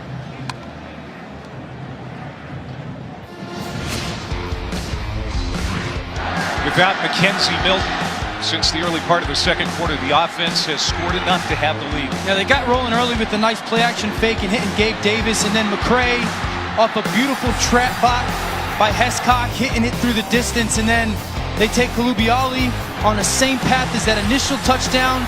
He counters back, and McCray with great patience and great vision and home run speed once again to score for UCF, and those 3 touchdowns for them this evening. 4 of the 9 meetings in the war on I-4 have been decided by a touchdown or less.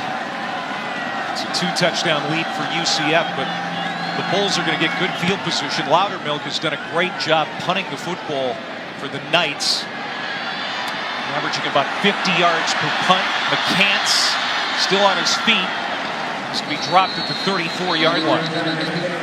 Let's see who comes out at quarterback for the Bulls. Most likely Oladokin. He started the game.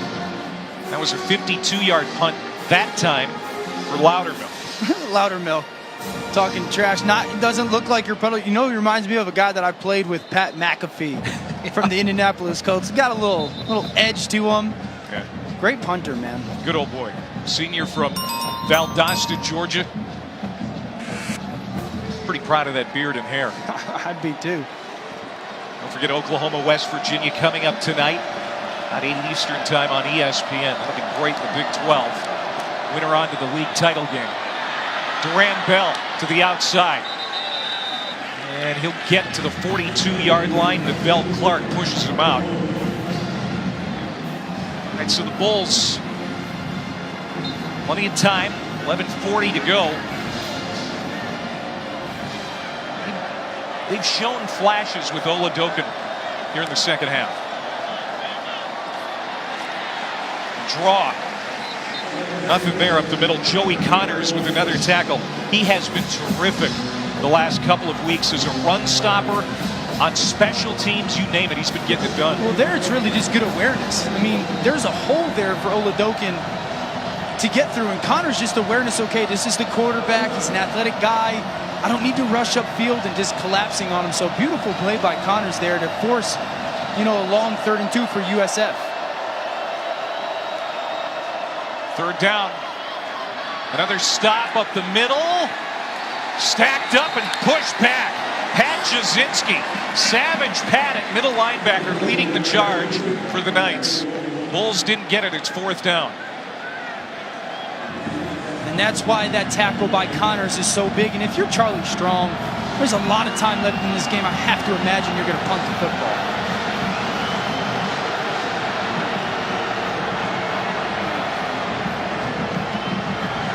So 3rd 3 and out for the Bulls in the last 4 drives. So we can keep an eye out for the fake. Trent Schneider, the Australian punter, 28 years old. Worked construction for 8 years before coming to the United States. Tried to pin the Knights deep, but it bounces into the end zone. 10-10 to go in the 4th. 24-10 UCF.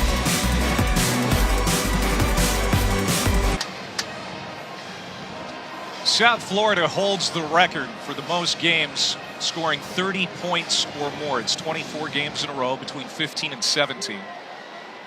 UCF could tie that with a touchdown on this drive. And it's Darryl Mack at quarterback, handing off to Greg McCray, who has a couple of touchdowns tonight. Again, the offense hasn't been as explosive tonight or as dynamic with Mackenzie Milton out since the early part of the 2nd quarter, but it is still very dangerous at times. We've seen that with McCray. Mack is going to take a deep shot for Nixon. He overshot him. Guys, expect a heavy dose of the run when it comes to Central Florida. They're going to try to milk some clock and pound the rock, and South Florida's depleted. You got Nico Swatel. He's out. He's been out there, middle linebacker, for a few weeks. Greg Reeves has had to go from D-end to middle linebacker.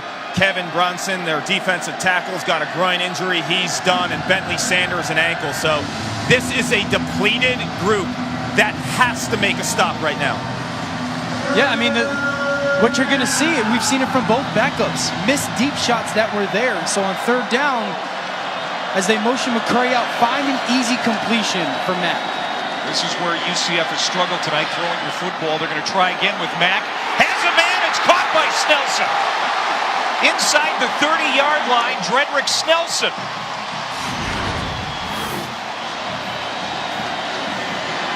Snelson shuts a dynamic slot. Gets up, indicates with the little head and the lead, and a beautiful throw by Mack. Great protection up front for the UCF O-line. They'll go back to McCray. Gone. Touchdown. He's got the hat trick.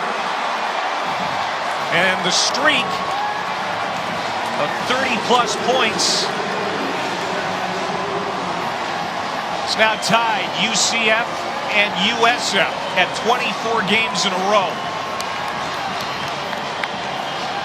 You know, Clay, you mentioned hasn't been the same offense without Mackenzie Milton, but there's still weapons. How quickly it happens. The big ball to Snelson, McCray, touchdown.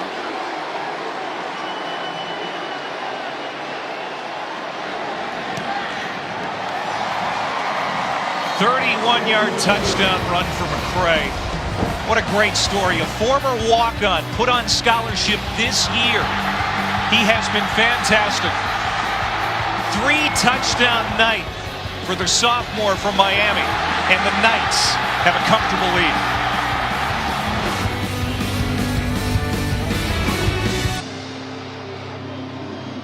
Greg McCray, a 3-touchdown night.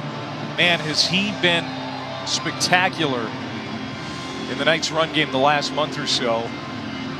And now the lead is 21. 9:17 to go here in Tampa. Fair catch, they'll bring it out to the 25. Well, the big play to Snelson sets it up. Let's watch the safety in this quarter's defense for USF collapse on Kalubiali running the seam there. That's what opens up the post throw to Snelson for a huge gain. And then we go back to Kalubiali, this tight end coming across the formation, wrapping back from where he starts from, getting the defense to overset. It's a little bit of their counteraction. Great kick out block. McCray with the vision and hits it for the touchdown. Big pass creativity on offense leads to a great touchdown for the UCF and McCray.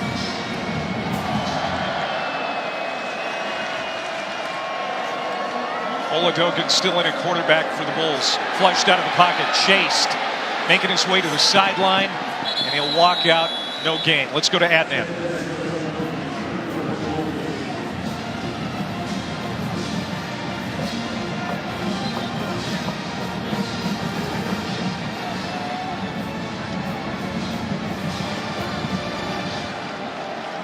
Oh, the Chiefs or the Rams, that was something else. Don't tease me like that. Winner gets Texas in the Big 12 title game. It will. That game is going to score a lot of points and a lot of fun to watch. Murray and Greer, two outstanding QBs. That was nearly picked off by Kyle Gibson. He has made an impact here tonight. You predicted that he was one of your impact guys. Both great safeties. Gibson just doing a nice job. He's playing two-man. Oladokin kind of dictates who he's going to throw that ball to. For me, I would love to see McCants cross Gibson's face there and protect the football. Don't just go downfield. Understand you got to cross that safety's face. Here's another 3rd and 9 for USF. They have really struggled on 3rd down the last few series. Oladokin has to step up in the pocket. He's going to go deep downfield, underthrown, and that one was nearly picked off. Great coverage by Kazi. It's 4th down.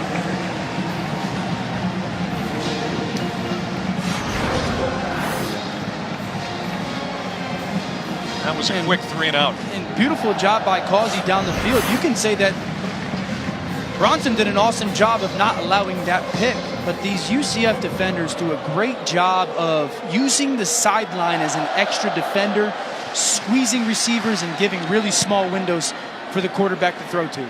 Fair catch called for on that 8th punt already by Schneider. All right, let's get an update on Virginia Tech. Back to the studio with Adnan.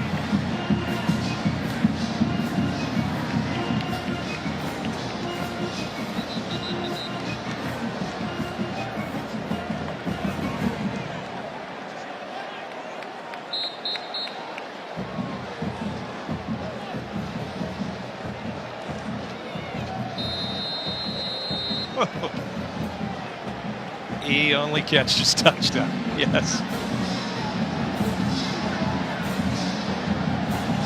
All right, Adnan, thank you. Dude. We saw David Sills. Oh, that dude is so much fun to watch. 2.5 touchdowns. That's my over-under tonight. He's Dan Orlovsky on Clay Matvick, Paul Carcaterra here in Tampa. It has been an exciting yet sad night for UCF. They are in charge in this football game. They're well on their way to winning again and running that streak to 24 in a row. But without their star quarterback, Mackenzie Milton, suffered a devastating right leg injury. We do not know exactly what the injury is or the extent or severity of it, but it didn't look good. It happened early in the 2nd quarter. He was carted off, taken by ambulance to a local hospital. We hope the best for him. But there is a very good chance UCF will be without Mackenzie Milton for the foreseeable future. The school has made no comment since the one we heard from Paul Carcaterra midway through the 2nd quarter that he was taken to the hospital, wouldn't return. That's all they've told us, and we don't expect much more than that. Yeah, and we shouldn't. And UCF's doing right by protecting Mackenzie Milton. You know, the sad part is we college football, the fans, we lost one of the really, really great players and incredible kids tonight for the rest of the season. 22-0 is their starter, finished 8th in the Heisman voting last year, close to 7,000 yards passing, and 61 total touchdowns the last 2 years. The backup quarterback, Darryl Mack, he got the 1st down. And going to move the chains. Darryl Mack, you know, a lot put on his plate since Milton went out. I think overall he's done a pretty good job. The offense isn't nearly as wide open as it would be with Milton in there, but he is managing the game. Yeah, and 2 things. If you're Darryl Mack, the big thing is you continue to put out good tape for the rest of this game so your teammates can look at you and say, you know what, we can continue to go win with this kid. And then Josh Heupel, you might open up your playbook a little bit. See what he's capable of executing in a live game environment. This guy's been the story of the offense. Greg McCray, he has really shouldered the load. Some big plays. He's got 163 yards rushing, 3 touchdowns. By the way, the backup quarterback going forward will be Quadri Jones, a true freshman out of Orlando. No experience whatsoever. That's got to be a little unnerving for Josh Heupel. Yeah, for sure, especially since this team has such a bright future over the next couple weeks, depending on what happens in their conference championship next week. But the good thing for UCF in this offense, and really for Darryl Mack, is the weapons they do have. We've seen McCray. We've seen... Well, they can't get McCray down. He's got the first down inside the 40-yard line. USF stopped pursuing him. They thought the tackle was made, but it wasn't. It's a gain of 12. Great second effort. Going back to the talent level. Hard runner. I don't know. What incredible balance by McCray and strength to stay up off the ground. From that vantage point, it doesn't look like he was down. Kind of landed on top of the defender. Now you can see a little light unders behind there. He was never down. And the clock moves to 5 minutes to go. UCF going to continue to work this clock. But I want to go back to the point before McCray's theatrics of, they've got McCray and they've got Killins and they've got Otis Anderson and Snelson and Gabe Davis and Nixon. I mean, you've got 6 weapons for Josh Heupel and Darryl Mack that you can rely on talent-wise.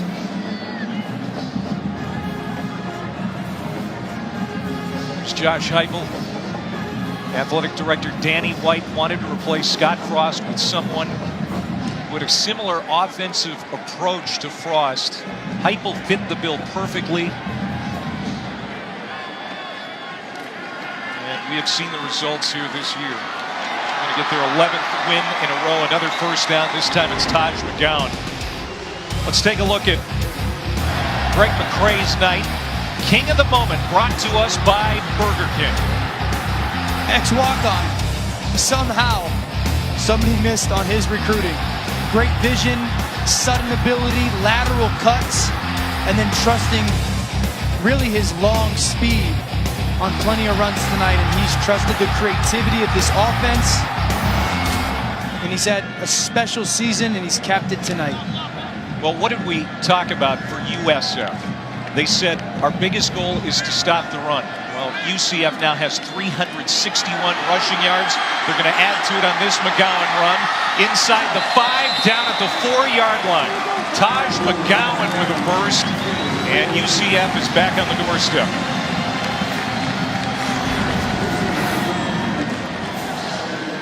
McGowan's such a good, productive player for this team for really a long time. And they'll be reliant on him because, Clay, I got to imagine they are going to become a run-dominant football team going into next week. And so everybody is going to get touches. 380 yards tonight, about 120 yards more than their season average. They're going to probably give Memphis a big spoonful of it next week, too, in the conference title game. And there's another rushing touchdown for these Knights. It's Taj McGowan. That's what he does anyway. He is a red zone running back. We've seen him on a lot of short yardage and red zone situations the last couple of years.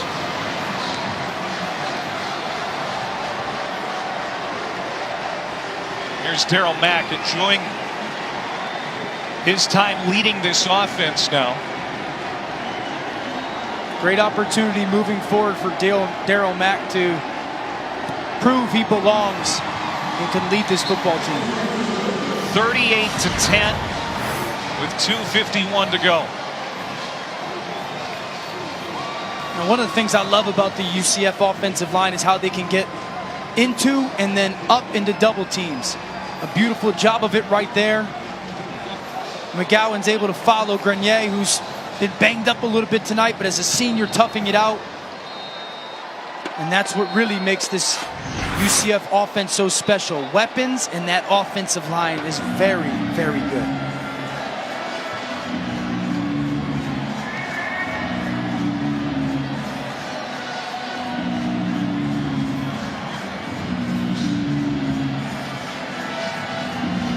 Team high rushing yards this season, 385 yards.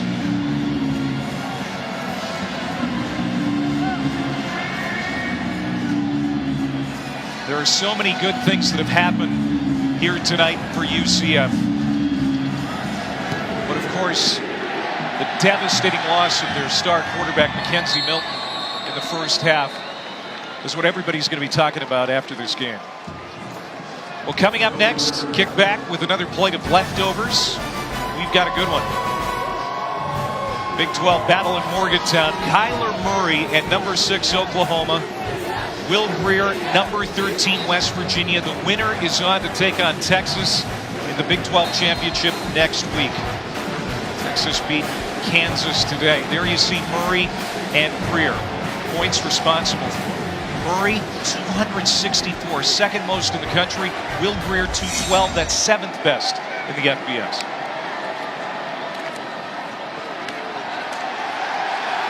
The quarterback story for USF has not been good. They started Oladokin. We've seen a lot of Brett Keane. Oladokin in there now. He gets dropped. A sack by Gabe Loyanda. That's the second sack for the UCF Knights defense. And the offense for the Bulls, Dan, just hasn't been able to get on track here tonight without Blake Barnett, their regular starter, banged up. Yeah, and it's been a rough night for them. It's been a rough real month for them, Clay.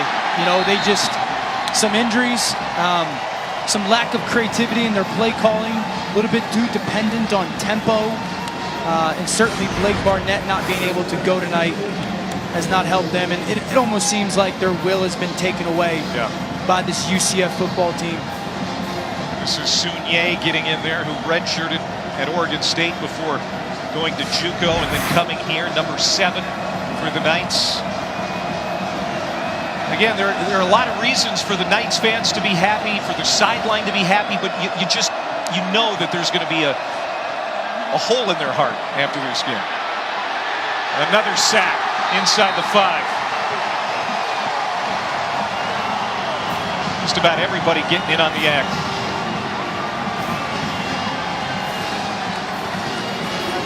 You know, Clay, you had mentioned it with Josh Heupel, right? And the challenge that's ahead of him. This is when you truly find out how great of a coach you have as a university. Can you handle this? Get your kids to truly believe, or really believe, that you can still go do this, still have this magical year, and get them to honestly believe it.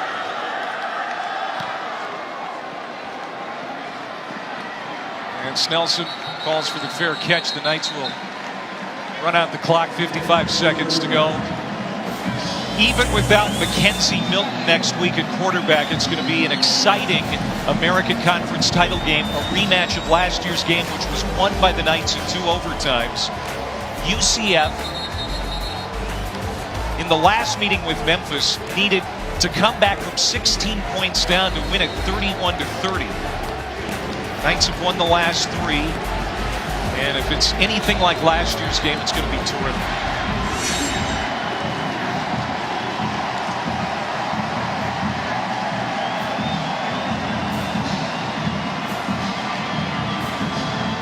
UCF is going to stay undefeated. The streak is going to go to 24 in a row.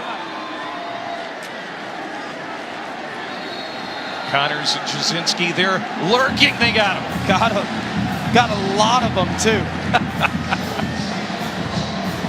What a great moment for Josh Heupel.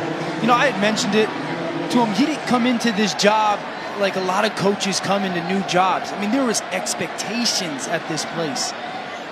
Coming off the undefeated season in the national narrative and conversation, for him to have the season that he's led here, remarkable coaching job. And the challenge, as we know tonight, because of the Mackenzie Milton injury, just got even harder. UCF can celebrate another win. It never gets old. But they did lose their starting quarterback here tonight. The war on I-4 was indeed that. And the win belongs to UCF, 38-10 the final.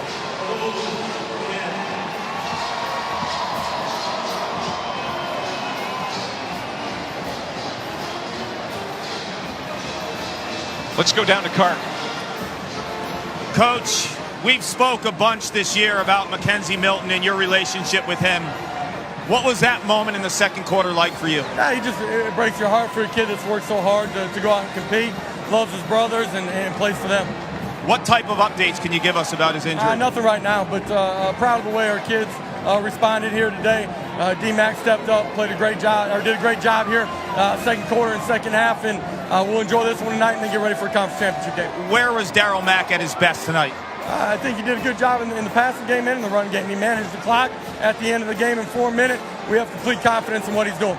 How would you describe Greg McCrae's outing? 3 touchdowns all over the place tonight. Absolutely fantastic job pressing the line of scrimmage, making guys miss in the second and third levels. He's played great football for us. This game's a little bit different. It's the war on I-4. What does this win mean for this program? This is a huge victory. At the end of the day, we talked about winning a divisional title, giving ourselves a chance to go on and win a conference championship. This is a trophy game for us, though. It's big for our kids in state. It's big for our fans. We're going to enjoy this one tonight. Best to Mackenzie and you in the program. Thank you, Coach. I appreciate it. Another undefeated regular season, but Josh put it best. It is heartbreaking. Yeah, it's terrible, but I'm very impressed with UCF, their whole football team, and Darryl Mack handling the adversity and coming out with a huge win. 38-10 the final. UCF wins it. Next on ESPN, back to the studio for College Football Countdown. Adnan, Joey, and Jesse, we say so long from Tampa.